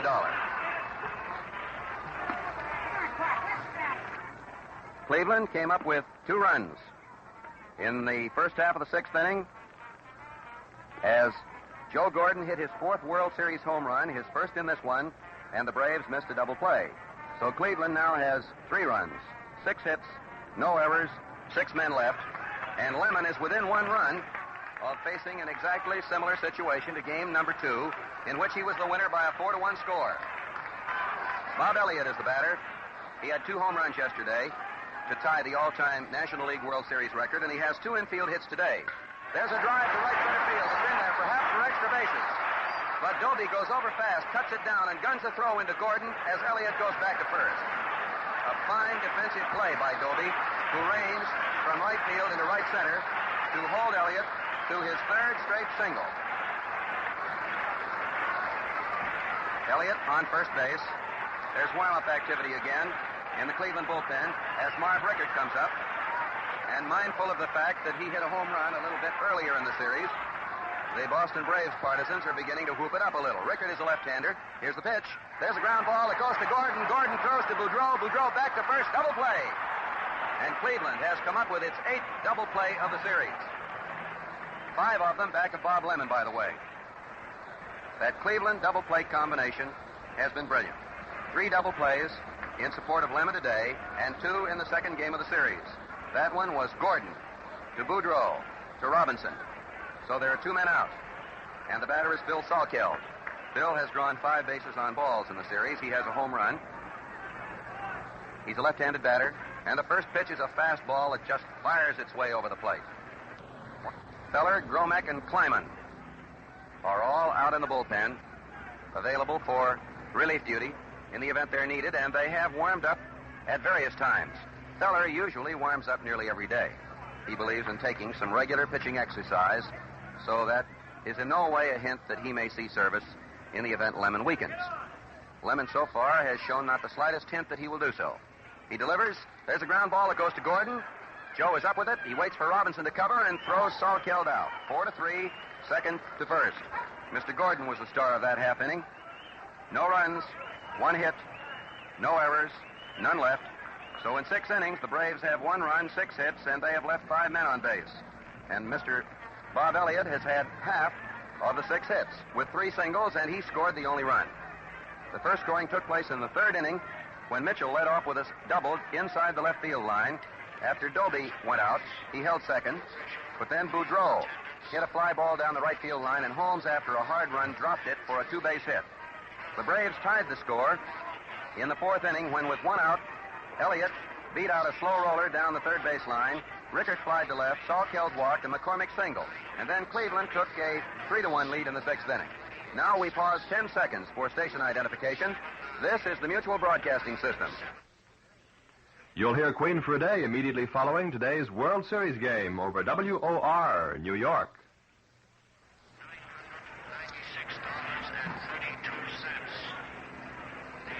This is Jim Britt back at Braves Field on the banks of the Charles River in Boston, where the sixth World Series game score stands Cleveland 3, Boston Braves 1.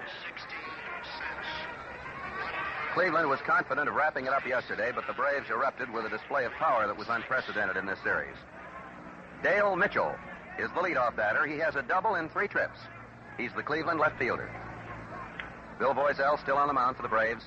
And there goes a fly ball to right center field. Mike McCormick goes back, stands, and waits for it. He takes it for the first out. A routine fly ball. That's the second time Mitchell has flied out to center field. But over in the Boston Braves bullpen, Spahn and Barrett are warming up. That obviously is because Voiselle is slated to be the 7th Boston batter in the last half of the 7th inning. Larry Doby, the batter. Voiselle, in 4 tries, has been able to retire him only once. He's hit twice and walked once. Ball 1.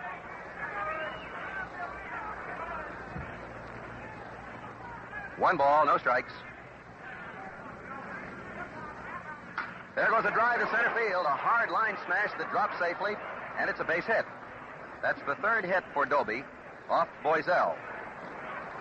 And incidentally, it gives Larry a total of 7 hits in the series, which, if my record is correct, is tops. Elliott has 7 now, too. Elliott and Doby are tied with 7 hits. Lou Boudreau, the batter. He doubled in the first Cleveland run. He's a right-hander. There's a pitch out, but no throw was made to first as Doby bluffed a steal. Doby is very fast.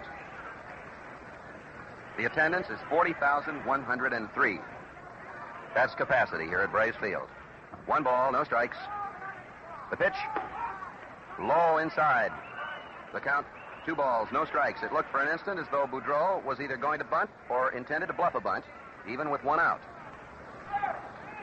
Boudreau was hit right on the small of the back by one of Voiselle's pitches in the first inning. Then he doubled down the line in right field to drive in a run in the 3rd, and he hoisted a fly to left in the 5th inning. So he has 1 out of 2 officially today, and 6 out of 21 in the series. Doby is bluffing, and he is almost picked off. A fast throw over to first base, and he got back by 1 hand. He didn't slide. He just fell forward and grabbed the bag. The outfield is set to the left. Voiselle is standing back of the rubber. Now he toes it, takes a stretch. As Doby starts edging off, he draws another throw, but gets back easily this time, under Mel Harder's instructions. And time is called for an instant as Doby goes off the bag. And as he ties a shoelace on his right baseball shoe, Mel Harder kneels down and confers with him.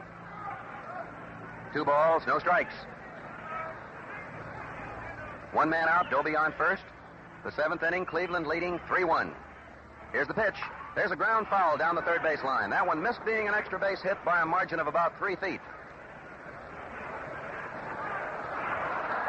Cleveland scored 1 run in the 3rd, and 2 of the fans that time were so eager to capture that souvenir ball out on the field that they fell right over the flag-draped bunting and got it, of course. The count, 2 balls, 1 strike.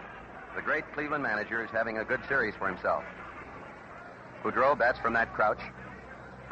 Voiselle stretches. There goes the runner, and a foul ball will bring him back. A high foul out of play to run the count to 2-2. Doby turned around and started back and was halfway back to first base even before the ball dropped down in the first base line. 2 strikes, 2 balls the count. Today, possibly it's because today's crowd is just a little less than half of yesterday's, the excitement of the 2 dugouts even seems to be missing. There's not much chatter, except some occasional bench jockeying. 2-2 the count. The pitch. There's a ground ball that goes to Elliott. Elliott throws to Stanky. That's 1. Stanky to first. Double play. Elliott to Stanky to Torgerson. And the Braves have finally managed to complete an around-the-horn double play for their third twin kill of the series. And everybody is up now as the stretch half of the seventh occurs. At the end of 6.5 innings of play, the score is Cleveland 3, Boston Braves 1. Last inning, you heard Eddie Pellegrini of the St. Louis Browns say he thought his old Gillette was tops until he tried a friend's Gillette Super Speed Razor. Fans, it stands to reason that over the years, Gillette technicians have made many improvements in the convenience and shaving qualities of Gillette razors.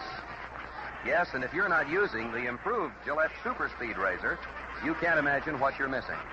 This is the easiest shaving, most convenient razor ever. Among other features, it has a notched positioning bar for use with a Gillette dispenser. Just zip out a blade, hook it in place, twist the handle, and the razor closes. Beautifully designed, superbly made, this is a precision instrument.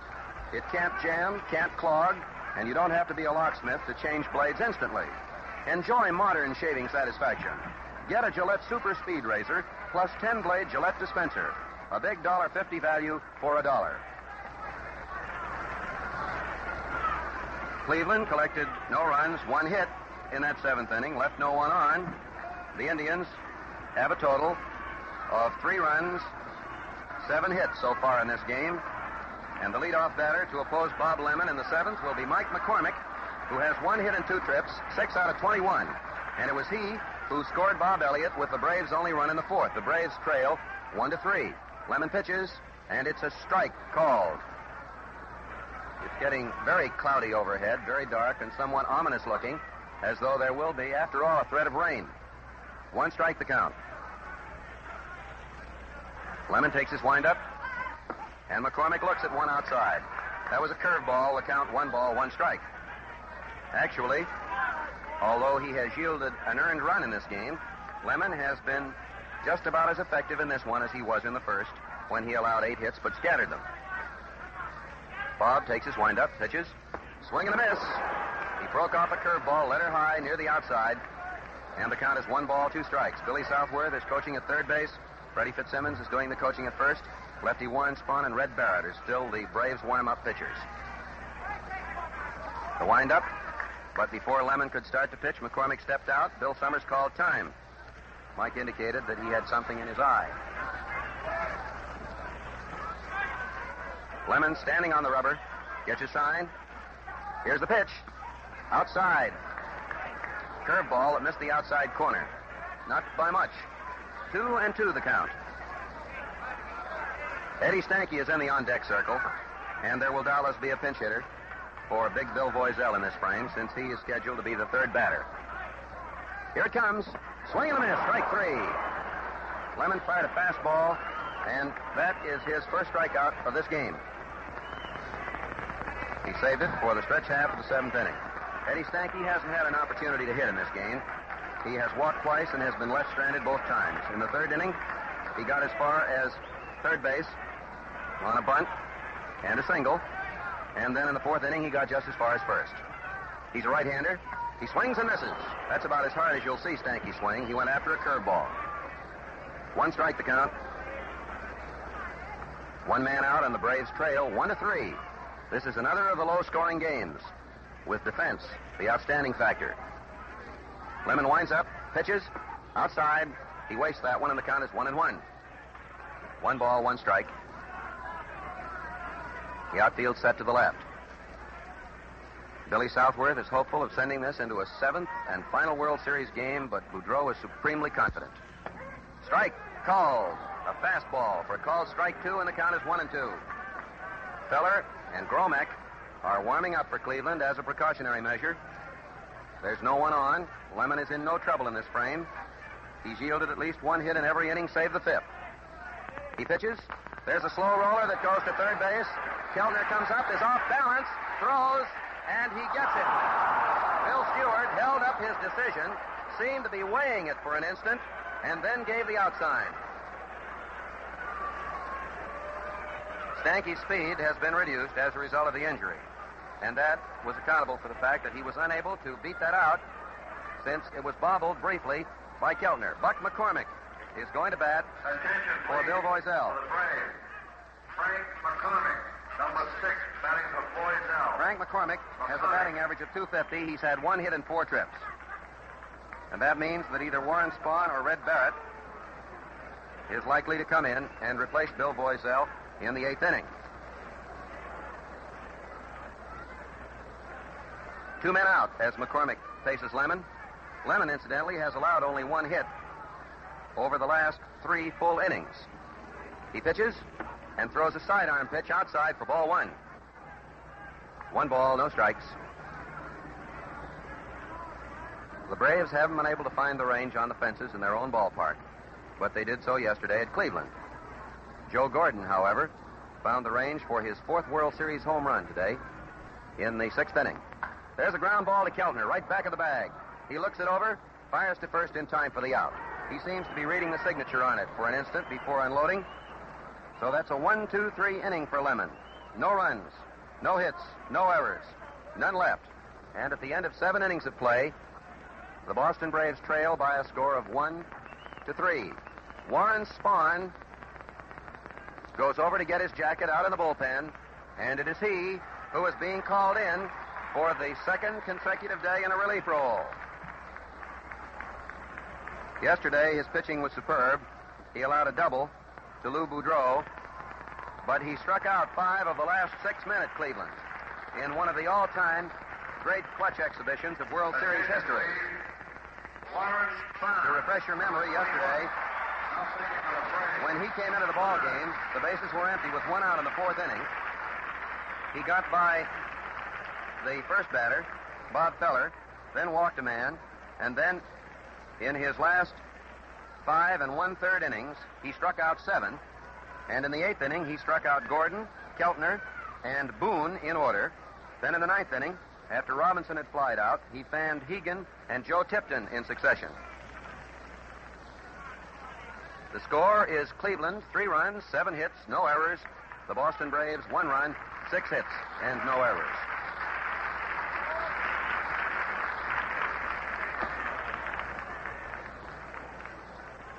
Spahn will have to oppose Gordon, Keltner, and Tucker. He didn't pitch to Tucker yesterday, by the way, but the first time he faced Gordon and Keltner, he struck them out. Yesterday, he wasn't throwing his curveball for much purpose other than that of wasting it. He was keeping the Indians constantly guessing by an assortment of slow and fast stuff. He was changing up. His fastball was extremely effective. And 2 or 3 of the Clevelanders afterward said that his pitching had been tougher than any they'd seen in this series. Cleveland has had some great pitching performances, and there have been 3 shutouts, you recall. The authors were Sane, Bearden, and Gromek in that order. Joe Gordon has 1 hit in 3 trips today, his 4th World Series home run. He's a right-hander. Spahn gets set. Here's the pitch. And there goes a drive towards left field. Rickert goes over fast, takes it, falls down, rolls over, and holds it. A fine play. And it happened almost under the feet of the National League left field foul judge umpire, Babe Pinelli. And there, incidentally, is another reason why having those umpires stationed out on the line is an excellent idea, because Pinelli was only 10 feet away from Rickert when he described a somersault, and he was perfectly positioned to see that he had held the ball. Keltner, the batter. Keltner has no hits in 3 trips. Here it comes. Swing and a miss. He guessed. He seemed to guess on that. He held his swing until the last instant and then swung very quickly at a fastball. 1 strike. The outfield is deep to the left. Spahn delivers. Throws another fastball outside, and the count is 1-1. Red Barrett continues to warm up for the Boston Braves, and Vernon Bickford is also loosening up. Spahn takes his windup with 1 out and none on. There's a ground ball that bounces away from Spahn. Dark picks it up, throws to first. Not in time, and it's scored base hit. That's the 2nd hit he's allowed in a relief role. It bounded away from Spahn, was picked up on the dead run by Al Dark, and Keltner has just collected his 2nd hit of the series. He now has a total of 2 hits in 21 trips, but there were 19 unsuccessful at-bats in between. He had one of the series' most dismal slumps. Thurman Tucker, the center fielder, up. He fouled to third base, grounded to second, walked, and scored the 3rd run. There goes a drive to right field. It's in there. Tommy Holmes fields it on the dead run and holds the runners to first and second.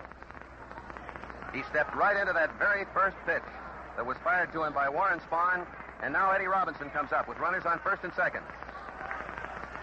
Spahn is not the puzzle to the Indians this afternoon that he was yesterday. Yesterday, Lou Boudreau was the only hitter, getting a double in the 8th inning, and then the next 3 men were struck out. But now, with 1 out, and it took a fine catch by Rickert to retire Gordon, Robinson is up with 2 men on. He has 1 out of 3. Eddie is a left-hander. Strike called. That was a slow curveball that came over. Keltner on second base, Tucker on first base. And the Indians are in scoring position again. They now have 9 hits, 1 hit more than they had behind Lemon in his first victory. Spahn takes a stretch, looks at second, pitches, threw a curveball that missed the outside corner, and the count is 1-1. 1 ball, 1 strike. Bill McKechnie holds up 1 finger to be certain that the runners realize the situation is 1 out. Tucker has a man-sized lead at first. Keltner takes a longer one. Here it comes. There's a drive that goes into right field for a base hit. And here comes Keltner sprinting for the plate with a 4th Indian run. Runners are on first and third as 3 consecutive hits rattle off Warren Spahn's delivery, and Cleveland takes a lead of 4-1.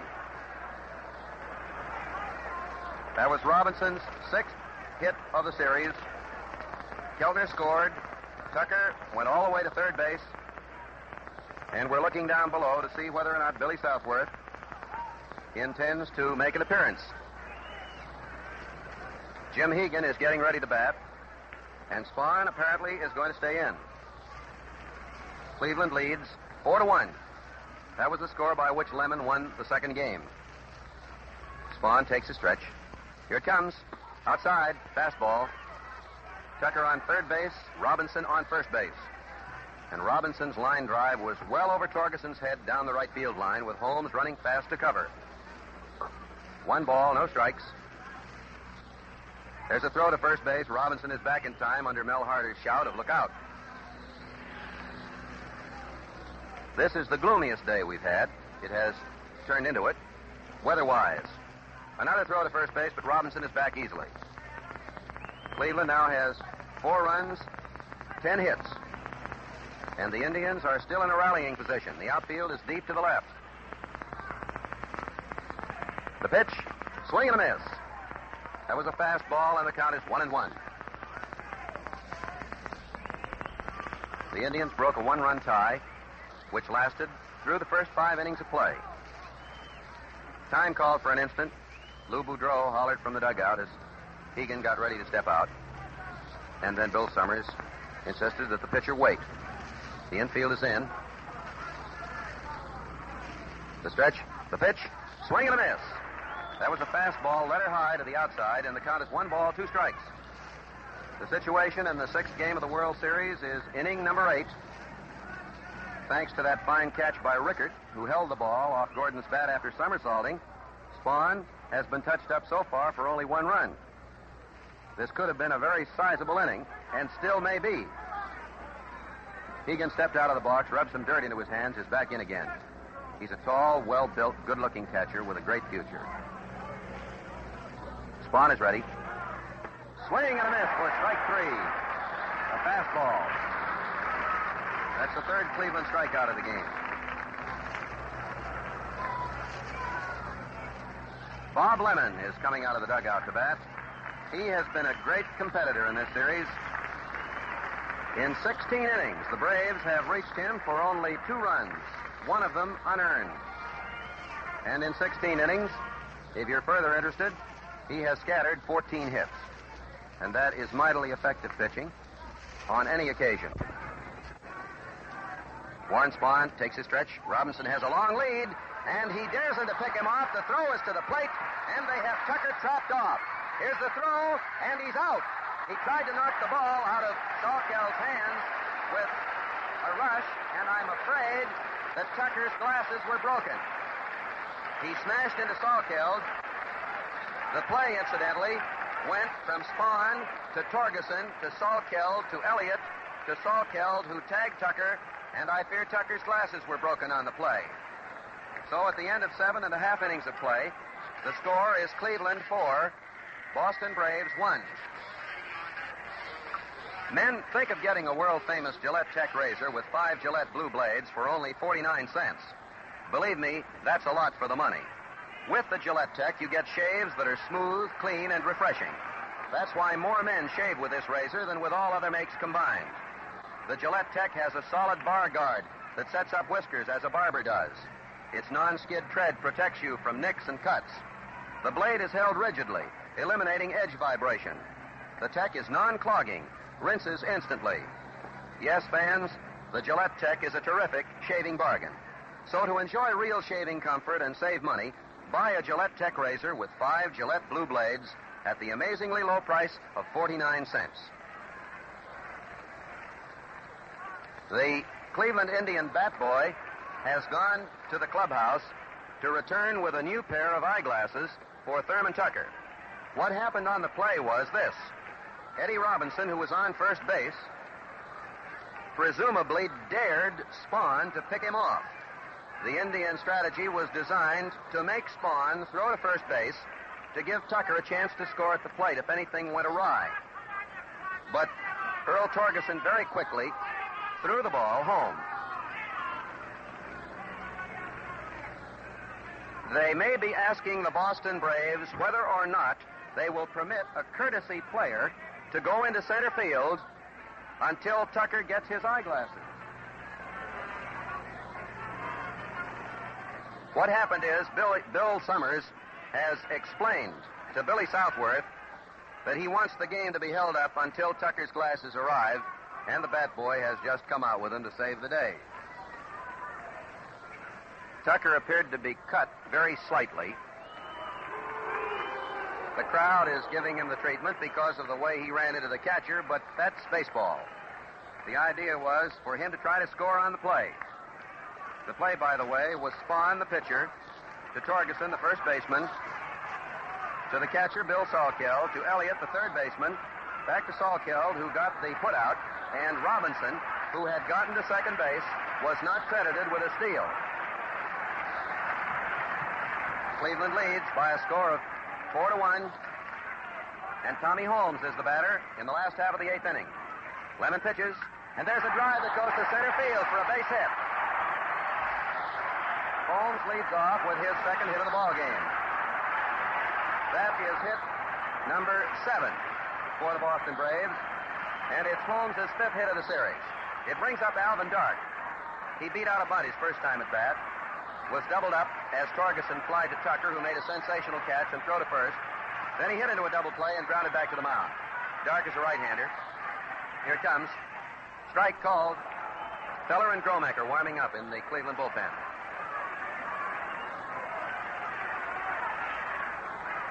Cleveland has a 4-1 lead in the last half of the 8th inning as the Braves try to stage a desperation rally in an effort to push the series into a 7th and deciding game.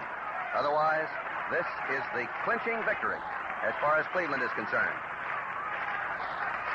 The outfield is set to the left. The infield in a little.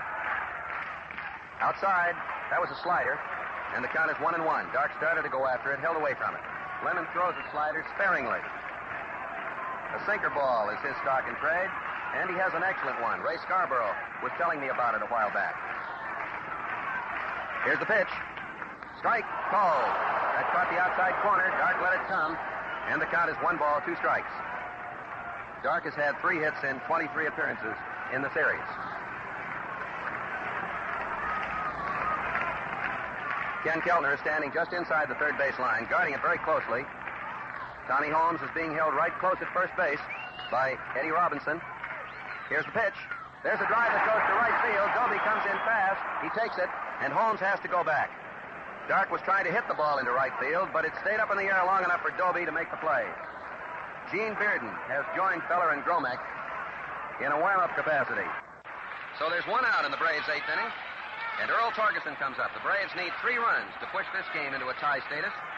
Torgeson, who was the top batter of the series for the Braves, has no hits in 3 trips today. Lemon has slowed him down. He's a left-handed batter, and he hits a drive down the right field line. That is in there for extra bases. There goes Holmes to third base. Torgeson going to to second base, sliding in safely.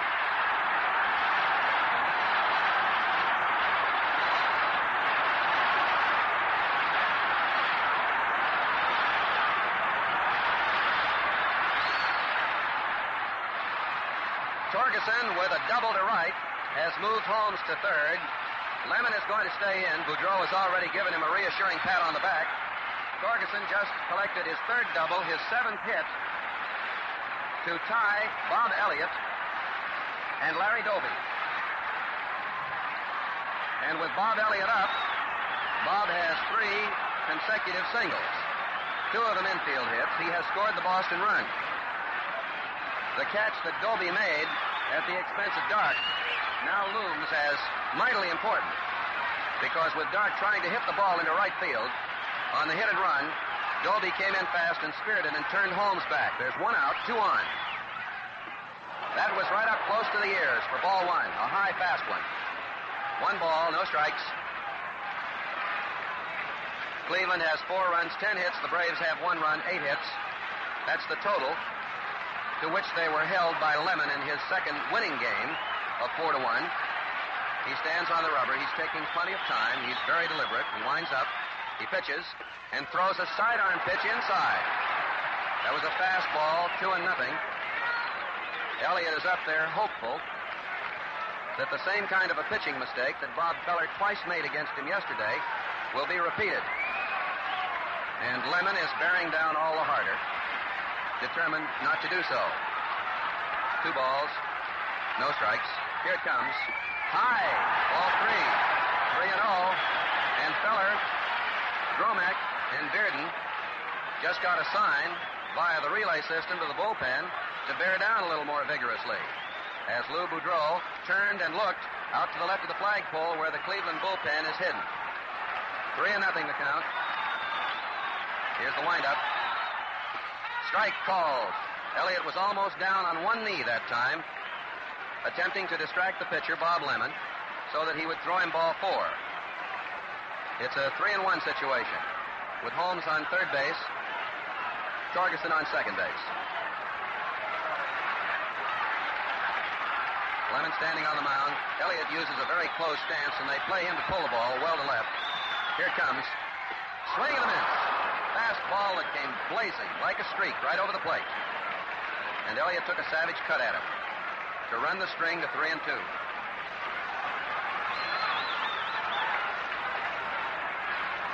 3 balls, 2 strikes the count. Elliott waiting for the pitch, and the crowd now is hanging on the edges of its seats. Here it comes. Ball 4 to fill the bases. That was inside. That's the 4th baseline balls off Lemon. And with the bases loaded and 1 out for the Braves, manager Lou Boudreau calls a halt. He raised his hand on high, comes in a way that would indicate there's going to be a new pitcher. He takes the ball from Lemon. Bill Summers makes a sign to the bullpen, and the right field foul line umpire, Joe Paparella, goes over to be certain that the new pitcher comes in promptly. So Lemon is driven out after 7 1/3 innings of his second World Series game, and Gene Bearden, who authored a 5-hit 2-0 shutout against the Boston Braves, is going to come in. So there is a possibility that Rickert, a left-hander, will be replaced. Attention, please. Gene Bearden. There's the announcement. Gene Bearden, who is the great, courageous left-hander. He survived a torpedoed American naval ship in Kula Gulf. He still carries some of the steel that was necessary to reinforce a fractured knee and an injured skull. He's a tremendously likable left-hander. And you'll recall that he pitched a 5-hit shutout against the Boston Braves on the 8th of October. And in that game, 1 Brave reached third, and only 2 other Braves got as far as second base. Clint Conatser, a Texan and a Braves outfielder, has a bat in his hand down in the Boston Braves dugout. Billy Southworth has moved in, and he just nodded his head to him, and Conatser is going to come up and bat in place of left-handed Marv Rickert. The bases are loaded with one out for the Boston Braves in the 8th inning, and Cleveland leads 4-1. The condition of the playing field here at Braves Field, notwithstanding the fact that there have been some football games played on it, was put into excellent World Series condition by Al Oliver and his capable crew of groundskeepers. Clint Conatser, they've just made the announcement, and for the benefit of those who didn't already recognize him, the information, together with his numeral, came over the public address system. There's one man out, and Cleveland has a 4-1 lead. Here's the windup. Bearden gets set. There goes a drive to center field. Going back for it is Tucker. He takes it, and here comes Holmes sprinting in with a run. There goes Torgeson on his way to third base. That was a wicked smash that went straight away to center field, and Holmes came in after the catch. Masi is going to come up in place of Salkeld. And Lou Boudreau comes in to say something to Jim Hegan, the catcher. The score is 4-2. Bill Masi, number 10. There are runners on first and third. Torgeson moving up on that wicked smash, and it was well tagged. It was a low line drive, and Tucker was able to get back under it. It was hit straight away to center field. Masi has scored a run, but he has no hits in 7 trips in this series. Billy Southworth is pulling all the strings he knows how. This is Bearden's second appearance of the series. 2 men are out. Cleveland leads by a score of 4-2. Masi stands very close to the plate. He's up in front of it, as a matter of fact. Inside, ball 1. And waiting hopefully in the on-deck area is Mike McCormick, who drove in the first Boston run of the game. Cleveland broke a tie with 2 runs in the 6th inning. One of them was Joe Gordon's home run, his first of the series, his 4th in World Series competition. The Indians added another run in the top half of the 8th inning. There's the stretch. Bearden gets set. He pitches. There goes a drive down the left field line, and the ball is off the wall. It is 4-3, and it is a double. Runners on second and third.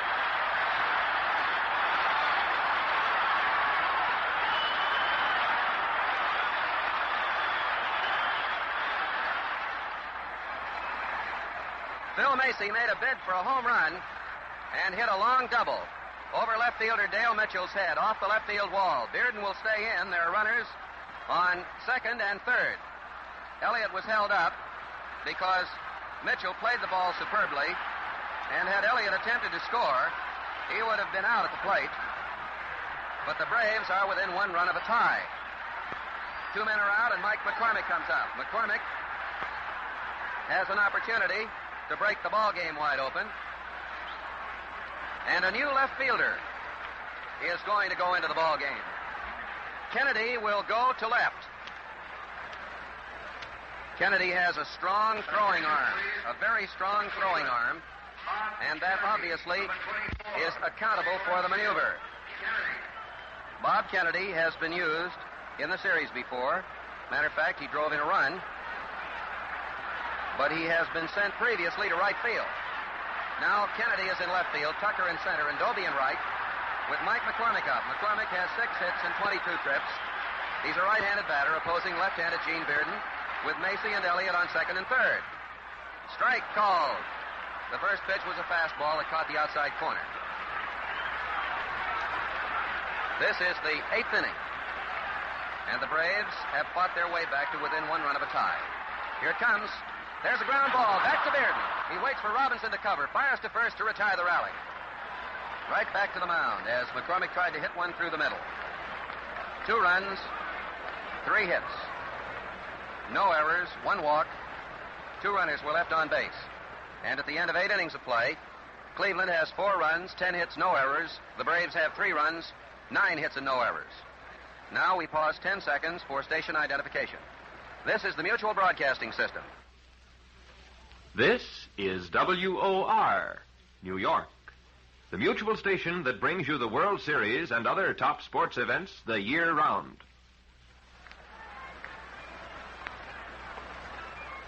Gene Bearden is scheduled to be the first batter in the ninth inning, and then he'll be followed by Bob Kennedy and Larry Doby. For the Braves, Mike McCormick, number 31. Mike McCormick has moved over to left field for the Boston Braves if you're scoring the game, and Conatser has gone into center field, but he is in the batting order in place of Marv Rickert. And Phil Masi, of course, who came through with a pinch double, his first hit of the series, by the way, is doing the catching.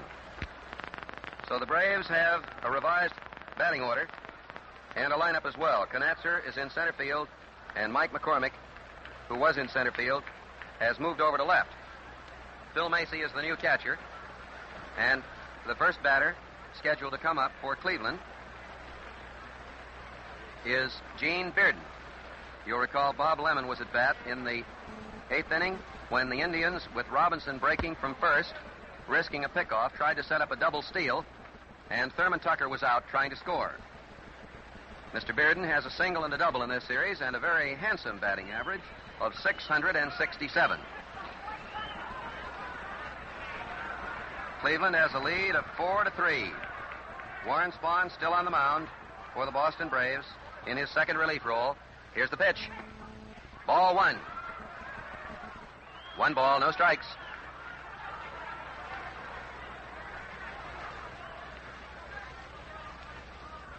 Here it comes. Foul tip. Bearden went down on his left knee after swinging and tipping it right back against the screen, and the count is 1 ball, 1 strike. This has been one of the most exciting ball games of the entire series. The outfield is just a little to the right of straightaway. Here it comes.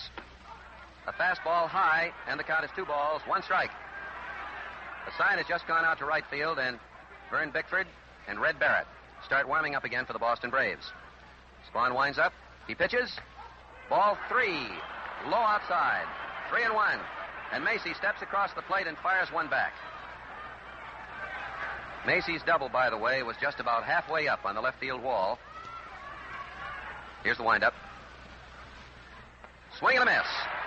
Bearden was hopeful that that pitch would be to his liking. And when it came in just above the knees, he swung, and the count now is 3-2. He's knocking the dirt, some of the clay out of his spikes. Bill McKechnie is coaching at third. The first base coach is still Mel Harder. Spahn takes that big windup. He strides, delivers. Strike 3, swinging. That's his second consecutive strikeout, by the way, and his 9th for the past 2 days. He struck out Hegan in the 8th inning.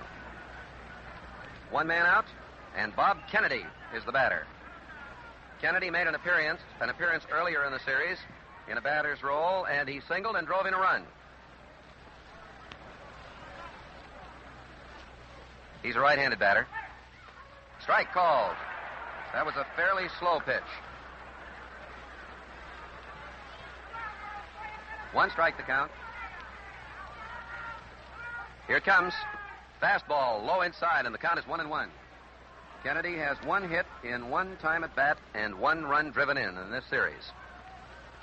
It was a single. Spahn takes a big windup. Swing and a miss. There was a jug-handle curveball, one of his specialties. He didn't throw it much yesterday. The count now is 1 ball, 2 strikes. The 4th Cleveland run was scored against Spahn, by the way. Kennedy sets himself close to the plate. Swing and a miss. Strike 3. For the second time in as many days, Spahn has struck out 3 consecutive Indians. That's 10 strikeouts for the Buffalo, New York southpaw in 24 hours. He finished up yesterday and richly deserved credit for the win. Larry Doby is the batter. Larry is one of the 3 top batters of the series with 7 hits. He has 2 out of 3 today. He's a left-hander. Strike called. That was a slow pitch that caught the outside, and Doby didn't want to go after it. There are 2 men out. First half of the 9th, Cleveland leading 4-3 in an exciting 6th game. That was high and inside, and the count is 1-1. If you're interested in stealing a look at the last of the 9th, Stanky is slated to lead off, and then probably a pinch hitter for Warren Spahn. Here it comes. Swing and a miss, and Doby fell down. That was a curveball right down in the dirt. It bounced in the dirt, and Doby fell into the ball after he'd completed his swing and missed it. And the ball very nearly bounced up and struck him. 1 ball, 2 strikes the count. Here it comes. Foul ball. Very nearly another strikeout. As a matter of fact, if it hadn't been for yesterday when Robinson hit a fly ball to left field, Spahn might have his name etched in the record books. Because he struck out 3, then he missed Robinson and struck out 2 more. Here's the windup. Strike 3. 4 straight strikeouts.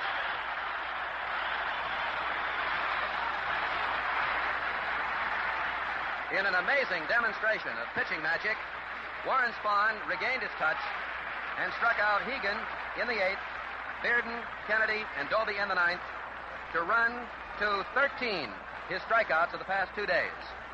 Going into the last half of the 9th inning, Cleveland leads 4-3. Right now, with winter coming on, is a good time to start a life-saving flow of food and clothing to some destitute European family through CARE packages. CARE is a non-profit organization approved by your government that guarantees delivery of your gift package to a specific individual in Europe. For $10, you can present 21.5 pounds of nutritious food to any person or family in 15 European countries. Just send $10 to CARE, C-A-R-E, New York, with your name and address and the name and address of the recipient. You will receive a signed receipt upon delivery. Cleveland leads by a 4-3 score, and Eddie Stanky will be the Braves' leadoff batter in the last of the 9th. He's a right-hander. He's walked twice. Bearden's first pitch is low inside, ball 1. The record, incidentally, for the most home runs in a single game in the World Series is Babe Ruth's. That's in answer to a query. 3. Bob Elliott tied the all-time National League mark with 2 yesterday. Bearden delivers. Ball 2. That was letter high outside, and it's 2-0.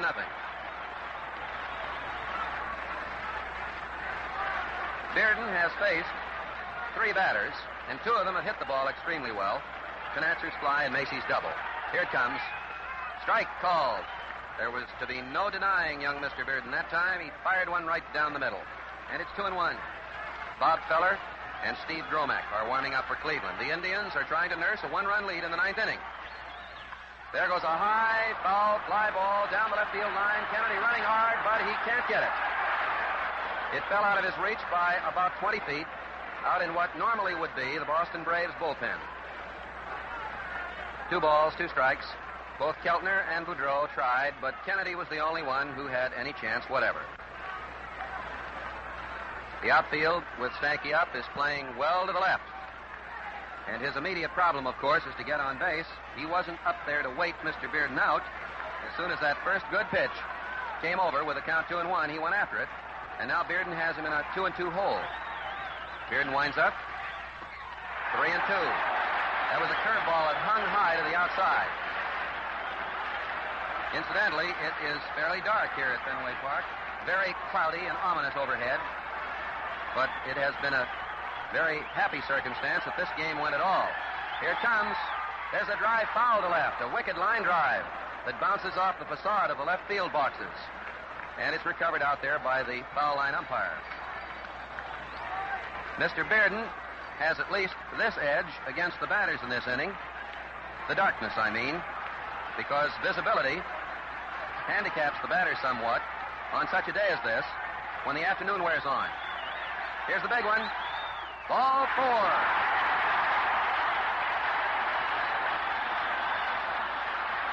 Stanky gets his 3rd walk of the game and his 7th base on balls of the series. There may be a pinch runner.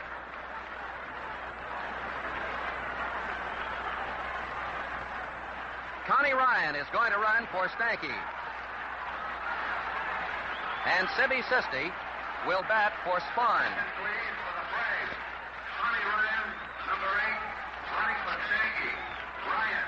Connie Ryan of New Orleans, Louisiana, is running for Stanky, and Sibby Sisti of Buffalo, New York, a fellow townsman of Warren Spahn, will bat for him. This is Sisti's first appearance at the plate in the series, but he filled in handsomely for Stanky during the period of Eddie's injury. No one out. Ryan on first base. Bearden takes his stretch. Here's the pitch. Foul ball. He tried to bunt it. Cleveland naturally expects the sacrifice, and both Robinson and third baseman Ken Keltner were quick to come in with the intention of covering the plate. One strike to count. There is no one out, but Billy Southworth is prepared to risk the percentage opportunity of a bunt and sacrifice Sisti. Ken Keltner is in on the grass, down the third base line. Here it comes. There's the bunt. It's a foul ball, and Hegan throws to first for the double play.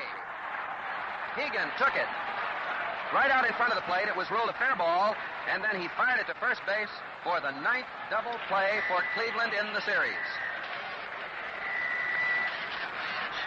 Bearden threw him a knuckleball, perhaps. It's difficult to determine from here, but the double play was 2-3, and all he had to do was wait for Robinson to cover first because Ryan was going on it. 2 men out, and Tommy Holmes the batter.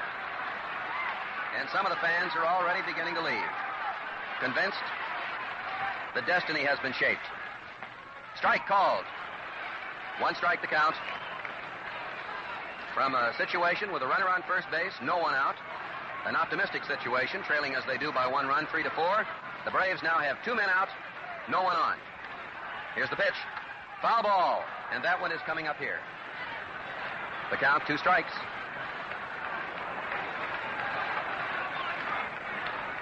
Incidentally, Cleveland in this game has had 4 double plays, so they've had 6 of their 9 double plays in support of Bob Lemon and Bearden.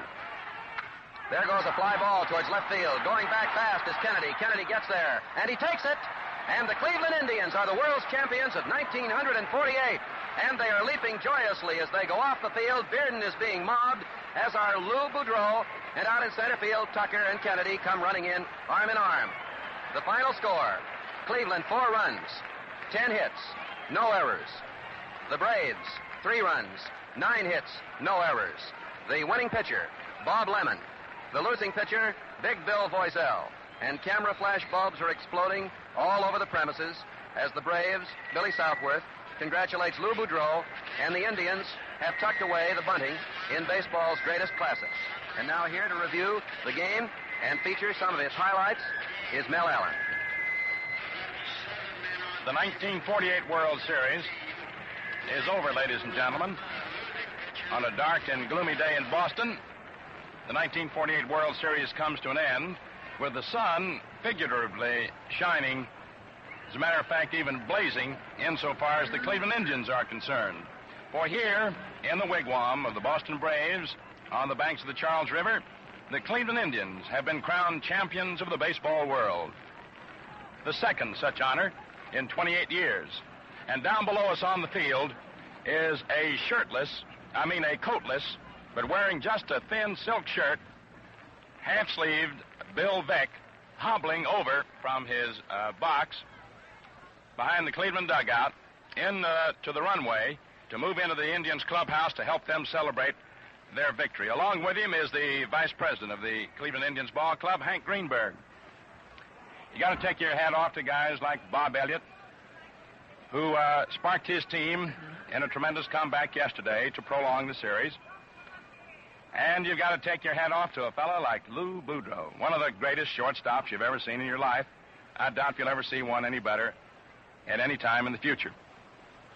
Well, we could pick out men here and there. They're all great. They're all wonderful. It was a delightful World Series, although it did get off to a slow start because of the great pitching. And so it comes to an end with the Cleveland Indians, the world champions, ladies and gentlemen.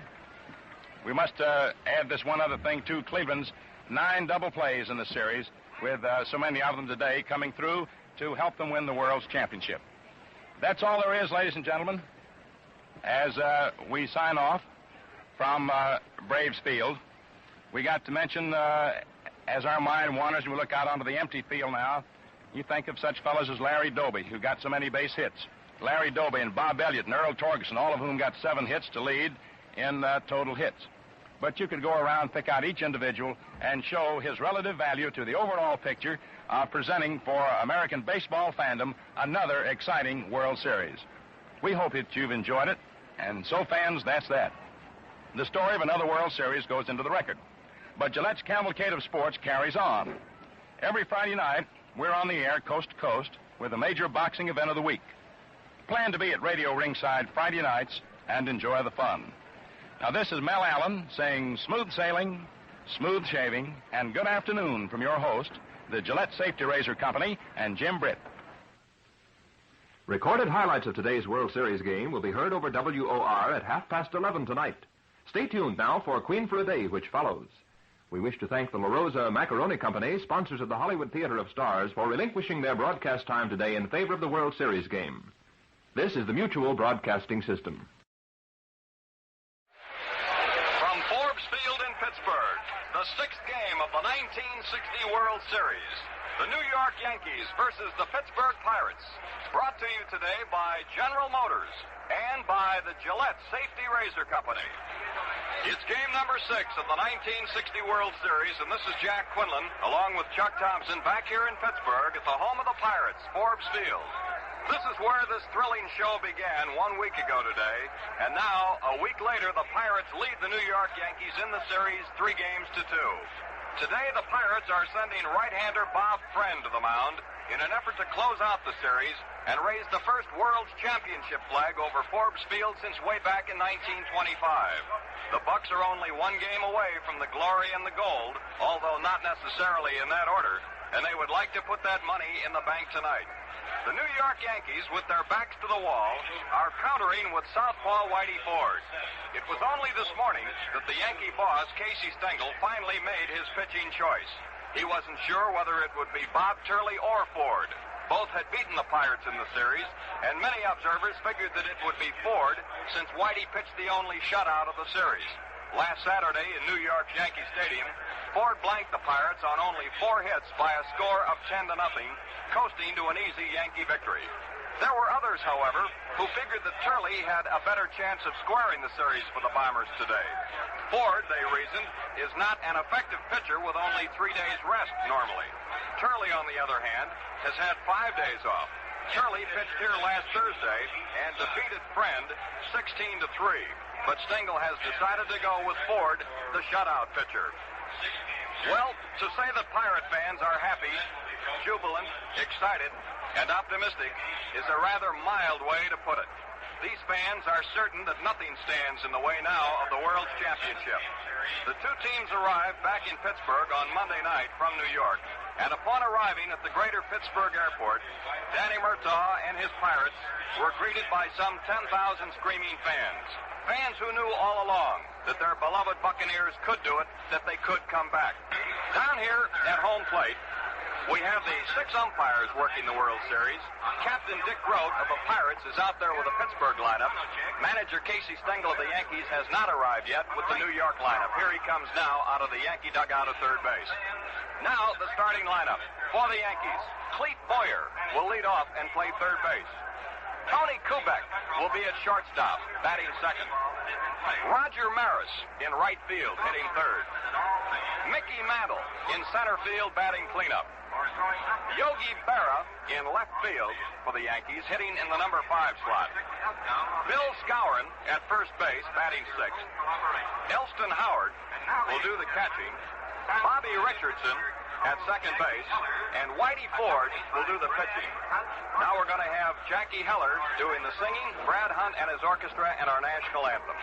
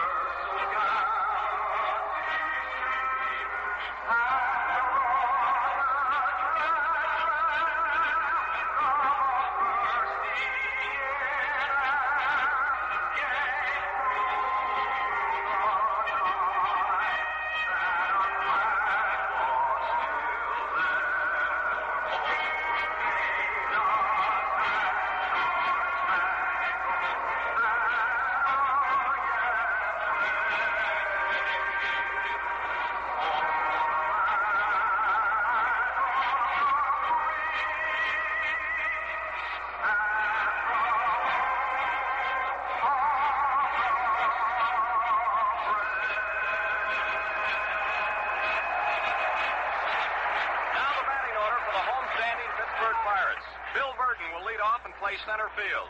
Dick Groat at shortstop. Roberto Clemente in right field. Dick Stewart at first base. Gino Samoli in left field. Hal Smith will do the catching. Don Hoke at third base. Bill Mazeroski at second base. And Bob Friend will do the pitching. Now, Whitey Ford has made 13 World Series starts. He has won 6 and lost 4 in his 13 starts. He has never won a World Series game away from Yankee Stadium. Ford has won all 6 of his victories at Yankee Stadium, and he's lost 2 in Yankee Stadium, and he's also lost 2 on the road. So Whitey is still looking for his first World Series win on enemy soil. Friend has pitched in only 1 World Series game. That was here at Forbes Field last Thursday. When he started, worked 4 innings, allowed 2 earned runs, and was charged with a 16-3 loss. We pause now 10 seconds for station identification. This is WGY, 810 on your dial, and WGFM, Schenectady. Here now is the umpire in alignment in this ball game at Forbes Field, game number 6. John Stevens of the American League will work behind home plate. He'll call the balls and strikes. Bill Jakowski of the National League will be at first base. Nestor Shylock of the American League at second base. Dusty Bogus of the National League at third. Stan Landis of the National League will be down the left field foul line. And Jim Honachik of the American League down the right field foul line. We have the Pirates poised over here in their dugout at first base. Here they come, led by Captain Dick Groat. The Bucks are taking the field. Now, to bring you the play-by-play report here in the first half of this ball game, number 6 in the 1960 World Series, the gentleman from Washington, D.C., Chuck Thompson. Thank you very much, Jack Quinlan. Good afternoon, baseball fans. The Pirates take the field, and up on the mound goes the big right-hander, Bob Friend, who is a most determined young man this afternoon. He was, to say the least, disappointed over his inability to defeat the Yankees his previous try in the second game of the series here at Forbes Field, and is one of the most determined young men we've talked to. Bob Friend on the mound. Behind the plate, a new catcher today for the Pirates in his second World Series game will be Hal Smith. Now, to complete the Pirate defensive alignment for you, around the infield again, Don Hoke at third base, Dick Groat, the shortstop, Bill Mazeroski, the second baseman, and Stewart is playing first base. Out in left field, it'll be Gino Samoli, the center fielder, and what a ball player, Bill Bearden, and the right fielder is Roberto Clemente. The leadoff hitter for the New York Yankees will be Clete Boyer. He has been to bat in this 1960 World Series on 2 occasions, has delivered with 1 hit, and has an even 500 series batting average. And over the year for the New York Yankees, this younger brother of the fine Cardinal third baseman, Ken Boyer, hit .242 for the New York Yankees. But manager Casey Stengel has given this young man credit for many crucial base hits, and particularly a few home runs at 1-ball games for the Yankees. Well, here is Boyer, right-handed batter, up against Bob Friend. All ready to go. Friend looking down to Hal Smith. The 6th game of the 1960 World Series is underway at Forbes Field. The Pirates lead 3 games to 2. Friend into the wire. The first offering, swing and a miss. Strike 1. The ball game is underway. A sharp breaking curveball from Bob Friend. Incidentally, in Friend's first outing, he went 4 innings, allowed 6 base hits, walked 2, and he struck out 6 of the Yankees. The big Pirate right-hander deals, and here's a swing and a foul ball back on the netting behind the plate. 2 strikes to Clete Boyer. He will be followed by Tony Kubek and Roger Maris in that order. In their customary spots, coaching at third base, Frankie Crosetti, and down the first base side for the Yankees, it's Ralph Hout. 2-strike pitch coming down now to right-hand biting Clete Boyer. It's a ball outside, a check swing as Boyer started to go and then held back at the last moment. The ball dipped low and away, and the count now 1 ball, 2 strikes to the Yankee third baseman of the afternoon, Cletus Boyer.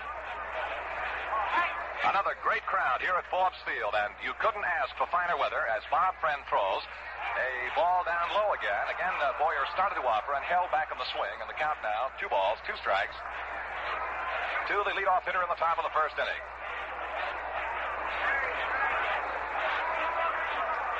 Now Friend looking down to Hal Smith for the sign. Into the move now, and the 2-2 pitch coming to Boyer. Here it is. A ground ball hit right back to the mound on a check swing. Grabbed by Bob Friend. He throws to first in time to get Boyer. One up and one down. Boyer tried to hold back on that swing, it appeared, but he dribbled a little bit of a ground ball toward the mound, and Friend pounced on it and threw him out. One up, one down now, and here is Tony Kubek. Kubek has been to bat in the series 22 times with 9 base hits. And he has a World Series batting average of .409, hit .273 on the season for the New York Yankees, and today is celebrating his 24th birthday. 24-year-old youngster from Milwaukee. Bob Friend throws to the left-handed batter, high and outside, ball one.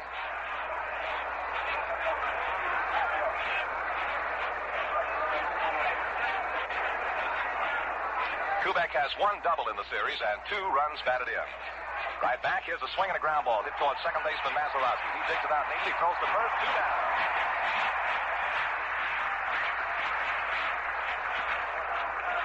2 up and 2 down, and now here is Roger Maris against the right-hander Bob Friend today. Casey Stengel has dipped in there for some left-handed swingers. He's got 4 in a row in the batting order. Kubek, Maris, Mantle, and Berra. 2 out, none on, top half of the first inning, left-hand batting Maris, with a batting average of .250 in the series, and he hit .283 on the year. Runner-up in the home run championship in the American League. Swings and a foul ball that's sitting right below our booth. Well, Jack Quinlan made a bit of a prediction prior to the ball game today. He said, the only thing I'll predict this afternoon, Chuck, is the fact that we probably are due for a foul ball right up here in the booth, and I thought we had it, Jack. 1 strike to Maris. Maris has hit 2 World Series home runs here in 1960. Friend all ready to go. He throws, swinging another foul ball back up over our booth and out of play. 2 strikes to the Yankee right fielder Roger Maris. The Yankees have hit 8 home runs in the 5 previous games. Now the home run record for a 6-game series for one club is also held, as you well might suspect, by the Yankees. They hit 9 in 6 games in 1953. They also hold the 7-game record, hitting 12 in 1956. 2 out, none on. And the 2-strike pitch coming down to Maris. A curveball just misses, and the count is a ball and 2 strikes. Sharp breaking pitch from righty Bob Friend. Mazeroski, the Pirates' second baseman, cut around to the first base side of the infield, backed up in the outfield grass, the outfield deep, and swung a little bit toward right field to Maris. Poke is kind of deep at third base and wide of the bag. Grote favoring second. A Friend into the move now. The 1-2 pitch is a curve down low again, and the count is 2-2. 2 balls, 2 strikes to Roger Maris. Leadoff hitter Boyer bounced out to the pitcher, Bob Friend. And then Kubek hit a ground ball to Mazeroski, the second baseman, and was thrown out. And now the 2-2 pitch coming down to Roger Maris. Friend into the move, brings the arm over, deals, swing, and a foul ball in the dirt behind the plate. He gave that downer once again, and Maris got a little piece of it and trickled it foul behind the plate. This series will be remembered, of course, for some of its great catches and the bombing of the Yankees, but I also think it might be remembered for the outstanding weather. You just couldn't have finer weather. Now the 2-2 pitch to Roger Maris. 2 out and a none. Swing and a high pop foul behind the plate is going to be out of play back among the spectators. And a souvenir baseball.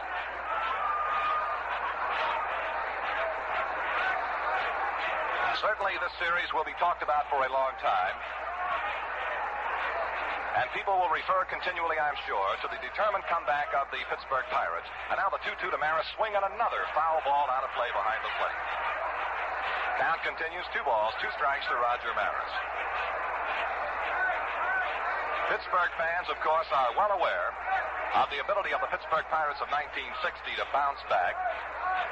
And they had done it all through the 1960 campaign. But in a World Series, sometimes it's a horse of another color. But the Pirates bounce back and now lead the Yankees 3-2. But Casey Stengel has been quoted as saying, and you better believe him, we ain't dead yet. Well, we'll see. Here's the 2-2 to Maris. Inside ball 3. Ford reached back and got a little, or rather, Friend reached back and got a little extra on that fastball, and he really ripped it, jammed to Maris right on the wrist, but a little tight. So we have a full count now. 3-2 to Maris.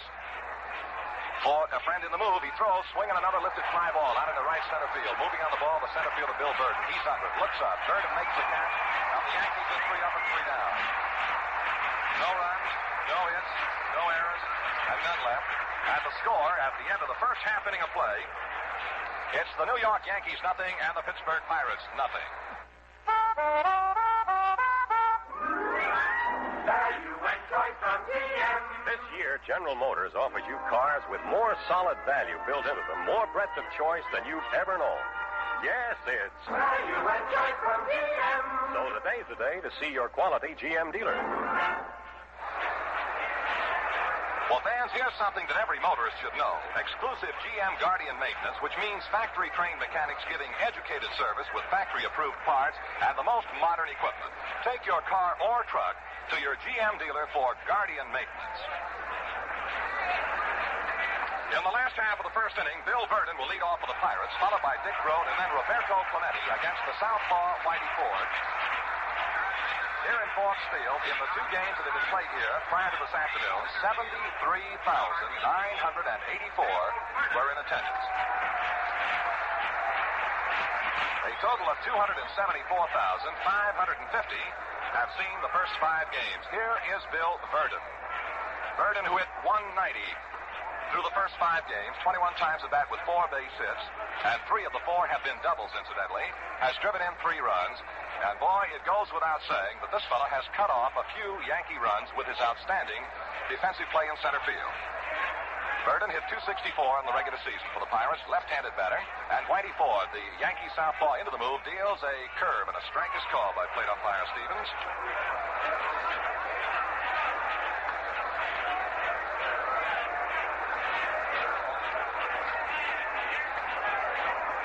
Now the one-strike pitch coming down to left-hand batting Ford. Bearden swung out a line drive into the center field. It's going to drop for the base hit. In front of Mickey Mantle, and Bearden is on with a line single to center field. Bearden gets the game's first base hit and his 5th of the World Series. A line drive that drops in front of Mickey Mantle in center field.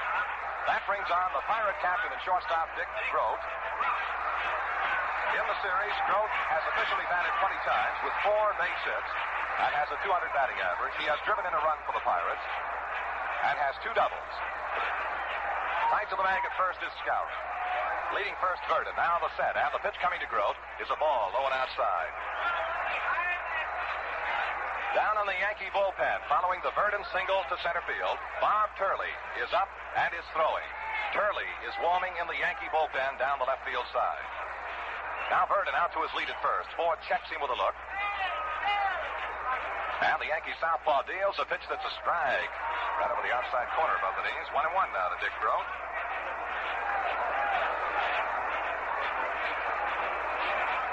Elston Howard doing the catching here in the 6th game for the Yankees. Around the Yankee infield, Boyer at third, Kubek at short, second baseman Richardson, first baseman Skowron playing tight to the bag, guarding against the lead of Bearden. Now the 1-1 pitch coming down to Dick Groat. Ford with a long set, kicks and throws. He curved him and it's cut foul into the upper deck behind first base. Now the count is a ball and 2 strikes to Dick Groat. The Yankee outfield has Yogi Berra in left field, Mickey Mantle in center field, and Roger Maris in right. Coaching again for the Pirates today at third base, Frank Osiak, and down the first base side, it's Mickey Vernon. Whitey Ford, possessor of one of the best moves in baseball insofar as going to first base, naturally cuts down in the lead of Bill Bearden. Now the set by Ford and the 1-2 pitch coming to Groat, swinging a ground ball off the first base side to his left Richards. He makes the throw to second base for 1 out, back to first for the double play. A very quick Yankee double play. Richardson went slightly to his left, made the grab, and wheeled his throw to Kubek. That forced Bearden coming down. Kubek's return throw to Skowron at first was in time to retire Groat, and the Yankees have come up with a double play. Second to short, back to third. 2 out and none on in the Pirate half of the first inning, no score. The Yankees in the top half of the inning were 3 up and 3 down, and now with 2 out and none on, here is Roberto Clemente, right-hand batting Pirate right fielder. Clemente hitting .286 in the World Series today. He hit .314 in the regular year for Pittsburgh. 4 throws. He curved him low inside. Ball 1. Bobby Richardson, the Yankee second baseman, is also back a couple of steps on the outfield grass, and he's pulled around a little bit toward the bag at second. And the 1-0 pitch is a slow curve. Hit down the right field line. It's fading. Is it fair or foul? It is a foul ball at the last moment. Way up there in the upper deck in the right field corner. Golly, that was surprising. I didn't realize at first that Clemente had the ball hit quite so well, but it zoomed in foul territory in the upper deck. A long foul ball. 1 ball, 1 strike now to Clemente. It is 300 feet down the right field foul line here at Forbes Field in Pittsburgh.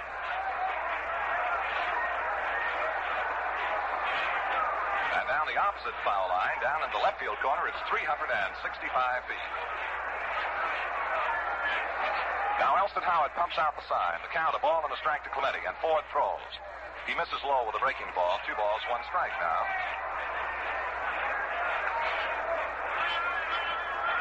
Clemente on the air for the Pirates, knocked in 94 runs. He's an exciting, dashing type of a ball player. All ready to go. The Yankee left-hander throws. Here's a swing and a ground ball off the first base side through the right field for a base hit. Clemente singles to right field. And the Pirates have picked up their second hit. Off Whitey Ford here in the first inning. 2 out. Clemente at first. And the batter is going to be Dick Stewart.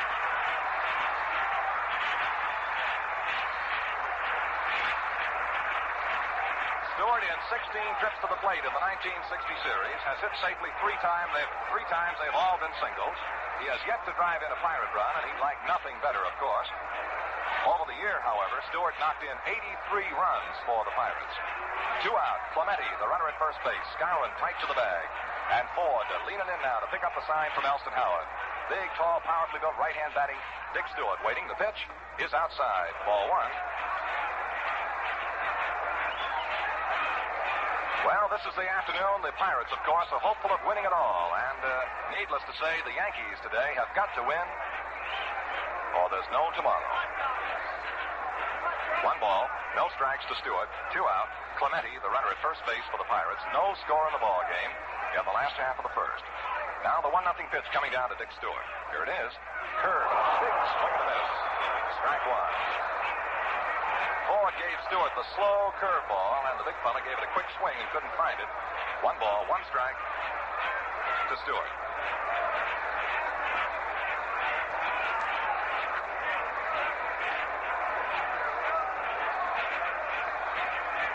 Yankee outfield deep and around toward left of this big power-swinging Dick Stewart. And boy, he can hit the ball about as far as anyone in baseball today. Now, Ford has taken enough time so that Stewart calls for time and steps out of the box momentarily. Back in again. Count 1 ball, 1 strike, 2 out. Clemente, the runner at first. No score in the ball game. Ford ready to go now. The 1-1 pitch to Stewart.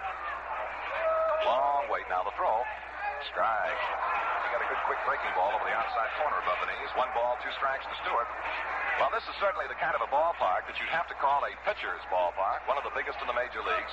Only center field at Yankee Stadium is any bigger. And in 51 years, no pitcher has ever thrown a no-hitter in this ballpark. 1 ball, 2 strikes now to Stewart.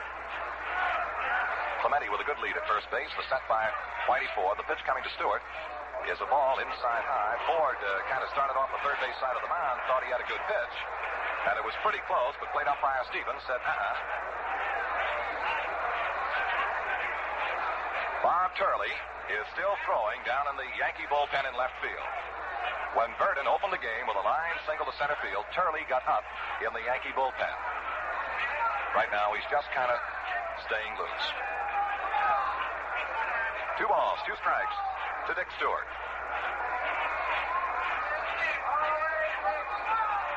Ford all ready to go into the abbreviated stretch. The left-hander sets above the belt. Now kicks and throws. Ball 3 is up high. Fill the count now. 3-2. The Pirate first baseman, Dick Stewart.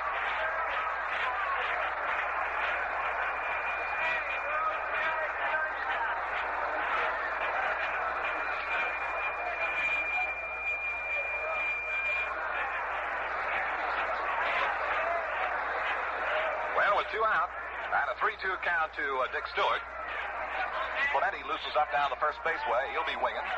Of course, Ford stares right at him to hold down that lead a little bit. Now the set. There goes Clemente. The pitch is swung on and missed. He struck him out. So Ford notches a strikeout, and that's all for the Pirates in the first inning.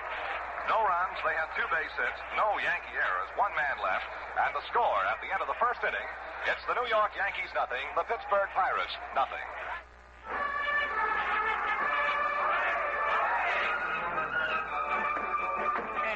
Stokes waiting to drive into the bull ring. Matador, I just couldn't wait to show you this Chevrolet. New size Chevrolet. 60 wonderful Chevrolet. Your car. If you're a man who wants value, this Chevrolet is your car.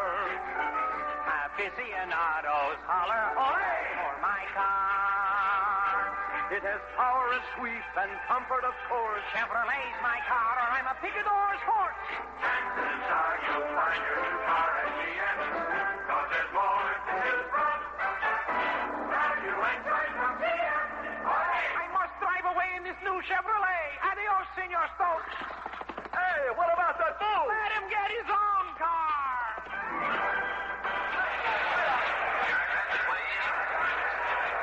To lead off for the Yankees in the top half of the second inning, here is center fielder Mickey Mantle. Mantle having a tremendous series, particularly as a right-handed batter. His overall series average is .375. He has hit 3 home runs, has driven in 7.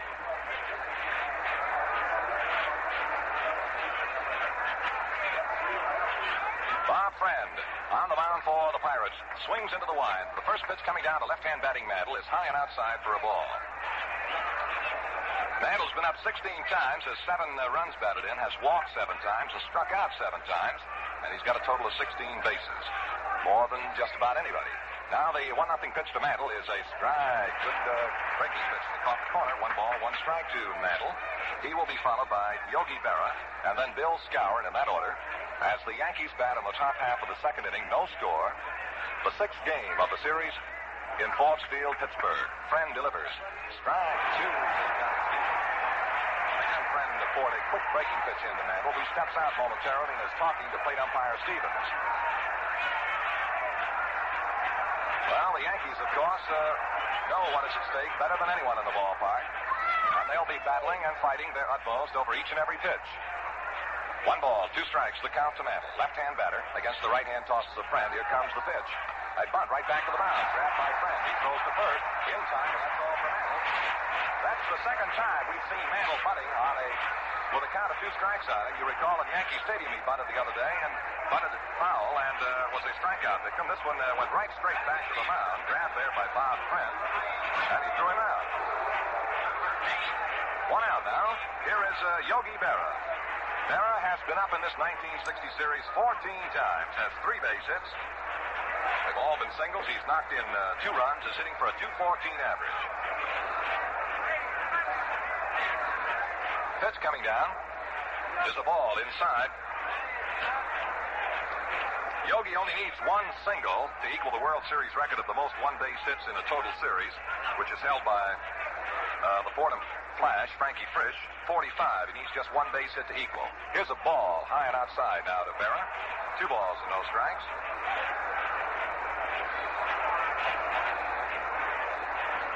1 away. None on. Yankees at bat in the top half of the second inning. No score here at Forbes Field. Bob Friend throws, and Berra looks. It's low inside, and the ball 3. And Hal Smith kind of shakes his head a little bit at Bob Friend.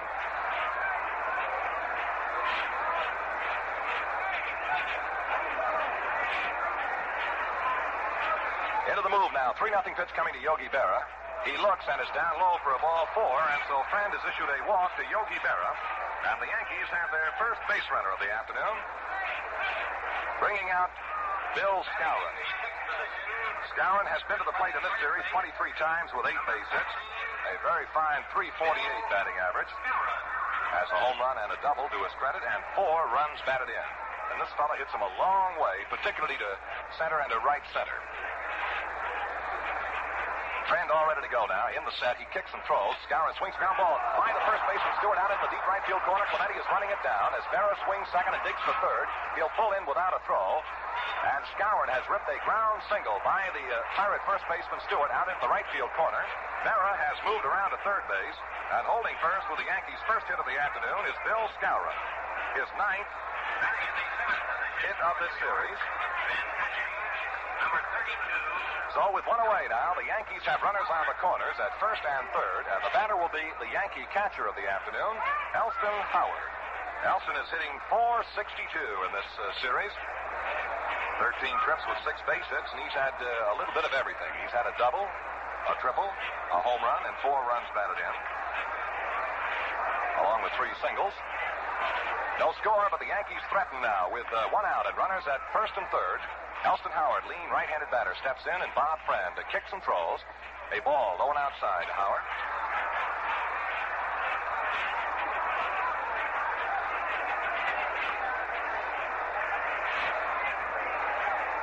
course of the season, Bob Friend made 37 starts for the Pirates and completed 16 ball games. Now the 1-0 pitch coming to right-hand batting Howard. He swings and misses. His friend showed him that curveball again. 1 ball, 1 strike. Rossetti talking it up down the third base way for the Yankees, and Ralph Hout pacing nervously back and forth in the first base coaching box. 1 ball, 1 strike to Elston Howard. Berra at third. Skowron at first. 1 away. Now the 1-1 to Howard is a ball. He started to go and then held back on the swing. Took the pitch high. And the count is 2 balls, 1 strike.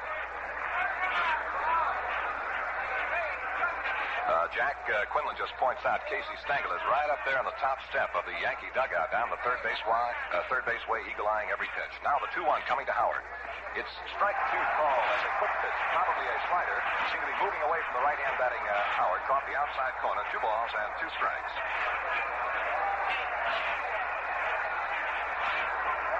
3-2, the count to Elston, or 2-2, the count to Elston Howard. Skowron at first. Berra at third. And Smitty down, pumping the sign, and Bob Friend about ready to go. He's in trouble here in the Yankee half of the second inning. The big Pirate right-hander sets. And the 2-2 to Howard. He swings in a high pop foul that's going to be out of play down the first base side. So the count continues 2-2 to Elston Howard.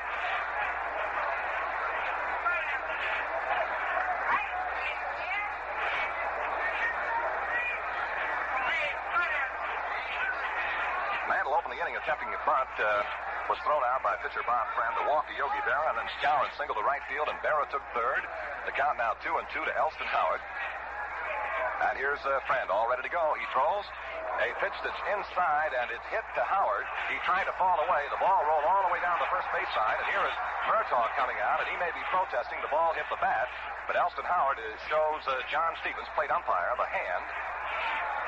And he has been hit on the throwing hand, on the right hand, which incidentally was injured, in the closing series of the year between the Yankees and the Senators. So Elston Howard has been hit by the pitch. Down to second base goes Bill Skowron. On at first will be Elston Howard. And the batter with the bases loaded will be Bobby Richardson. And no one needs to be reminded about what this little fella from Sumter, South Carolina did with the bases loaded in Yankee Stadium. Richardson has driven in 9 runs in 5 games.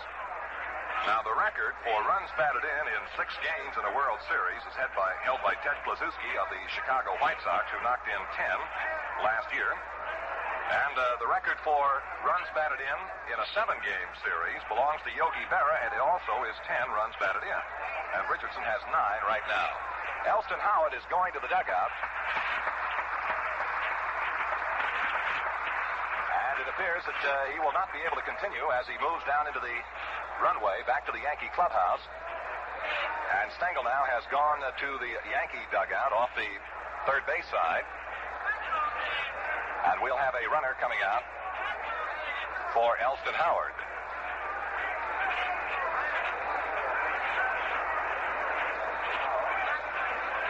Still waiting to see what it'll be. They have signed to the bullpen down there, and the umpire down on the left field foul line, Stan Landis, has given the sign to someone to come on in and run for Elston Howard. It looks like the big Yankee right-hander, Eli Gerba. We'll know in just a moment, but it is Eli Gerba, and we'll have the announcement. Gerba is running for Elston Howard, who was hit on the right hand by a pitch from Bob Friend and has left the ball game. And Gerba is on to run.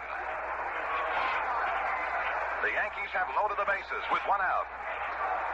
In the top half of the second inning, no score. Pirates nothing, Yankees nothing, and Friend in trouble now. Richardson hitting .350 on the season, or on the series, and he hit .252 on the season. Last year was the only Yankee regular to hit 300. Steps in now, right-hand batting, right-hand pitching. Friend throws, swing and a miss. Strike 1. Bases loaded. Richardson the batter. John Blanchard is beginning to loosen up down in the Yankee bullpen and will probably come on in, take over the catching chores. And the 1-strike pitch coming to Richardson is low, and a fine save by the Pirate catcher, Hal Smith. Beauty, he blocked it and kept it from getting behind him. 1 ball and 1 strike now to Richardson.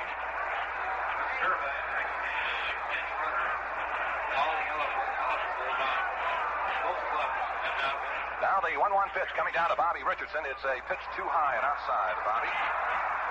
For a ball, 2-1 now. Activity in the Pirate bullpen down on the right field corner. Tom Cheney and Vinegar Ben Mizell. Mizell and Cheney are warming in the Pirate bullpen in right field. A count, 2 balls, 1 strike to Richardson. Bases loaded, 1 out. The pitch. Swinging a fly ball, well hit into center field. Coming in is Bearden. Tagging up at third is Barrett. Here's the catch by Bearden, and Barrett starts to the plate and then decides to go right back to third base. No chance to come in. Richardson skied straight away to center field of Bearden, who came in on the ball very slowly and then started to pick up momentum as he approached the ball, made the grab and rifled a perfect strike to the plate, and Barrett came down the line maybe 10 or 15 feet and then decided, went right back to third base. So there are now 2 out. In the Yankee half of the second inning, the bases remain loaded, and the batter will be pitcher Whitey Ford.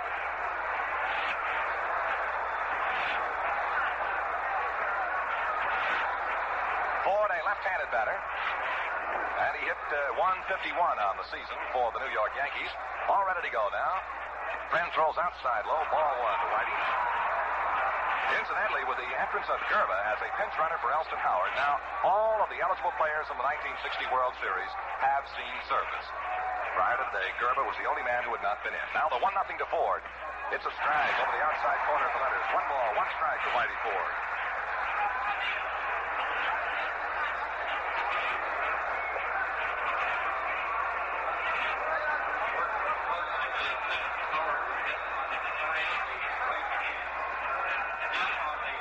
Pitch to the Whitey Ford is down low for a 2. Trying to pick up that announcement on the injury to Elston Howard. We'll give it to you in just a moment. We have been told that Elston Howard was hit on the side of the right hand.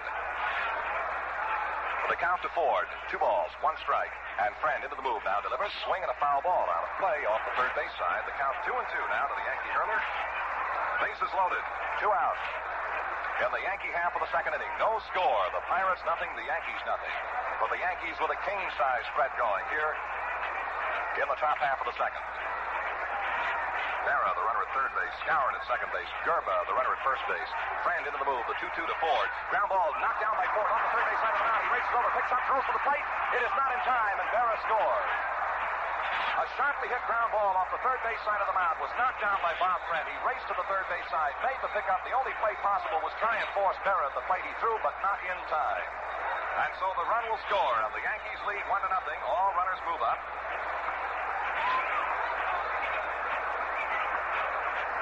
An infield hit off the glove of pitcher Bob Friend drives in the first Yankee run. It's 1-0 now. Ford is on at first base. Gerba down to second and Skowron over to third. And the top end of the batting order, Cletus Boyer. In the first inning, Boyer bounced out to pitcher Bob Friend. Ford stung that ball, hit it sharply off the third base side of the mound. Friend backhanded the ball. It was too hot to handle. By the time he recovered and threw to the plate, Berra had scored. The pitch, swing and a miss. Strike 1. 2 out. Bases loaded. Yankees lead 1-0 in this top half of the second inning.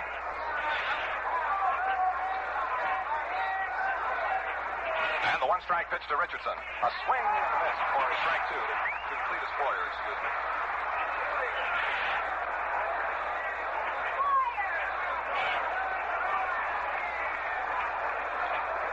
Boyer waiting the 2-strike pitch from Bob Friend, who wastes no time. And the Pirate right-hander throws. Struck him out. Swing and a miss, and Boyer goes down.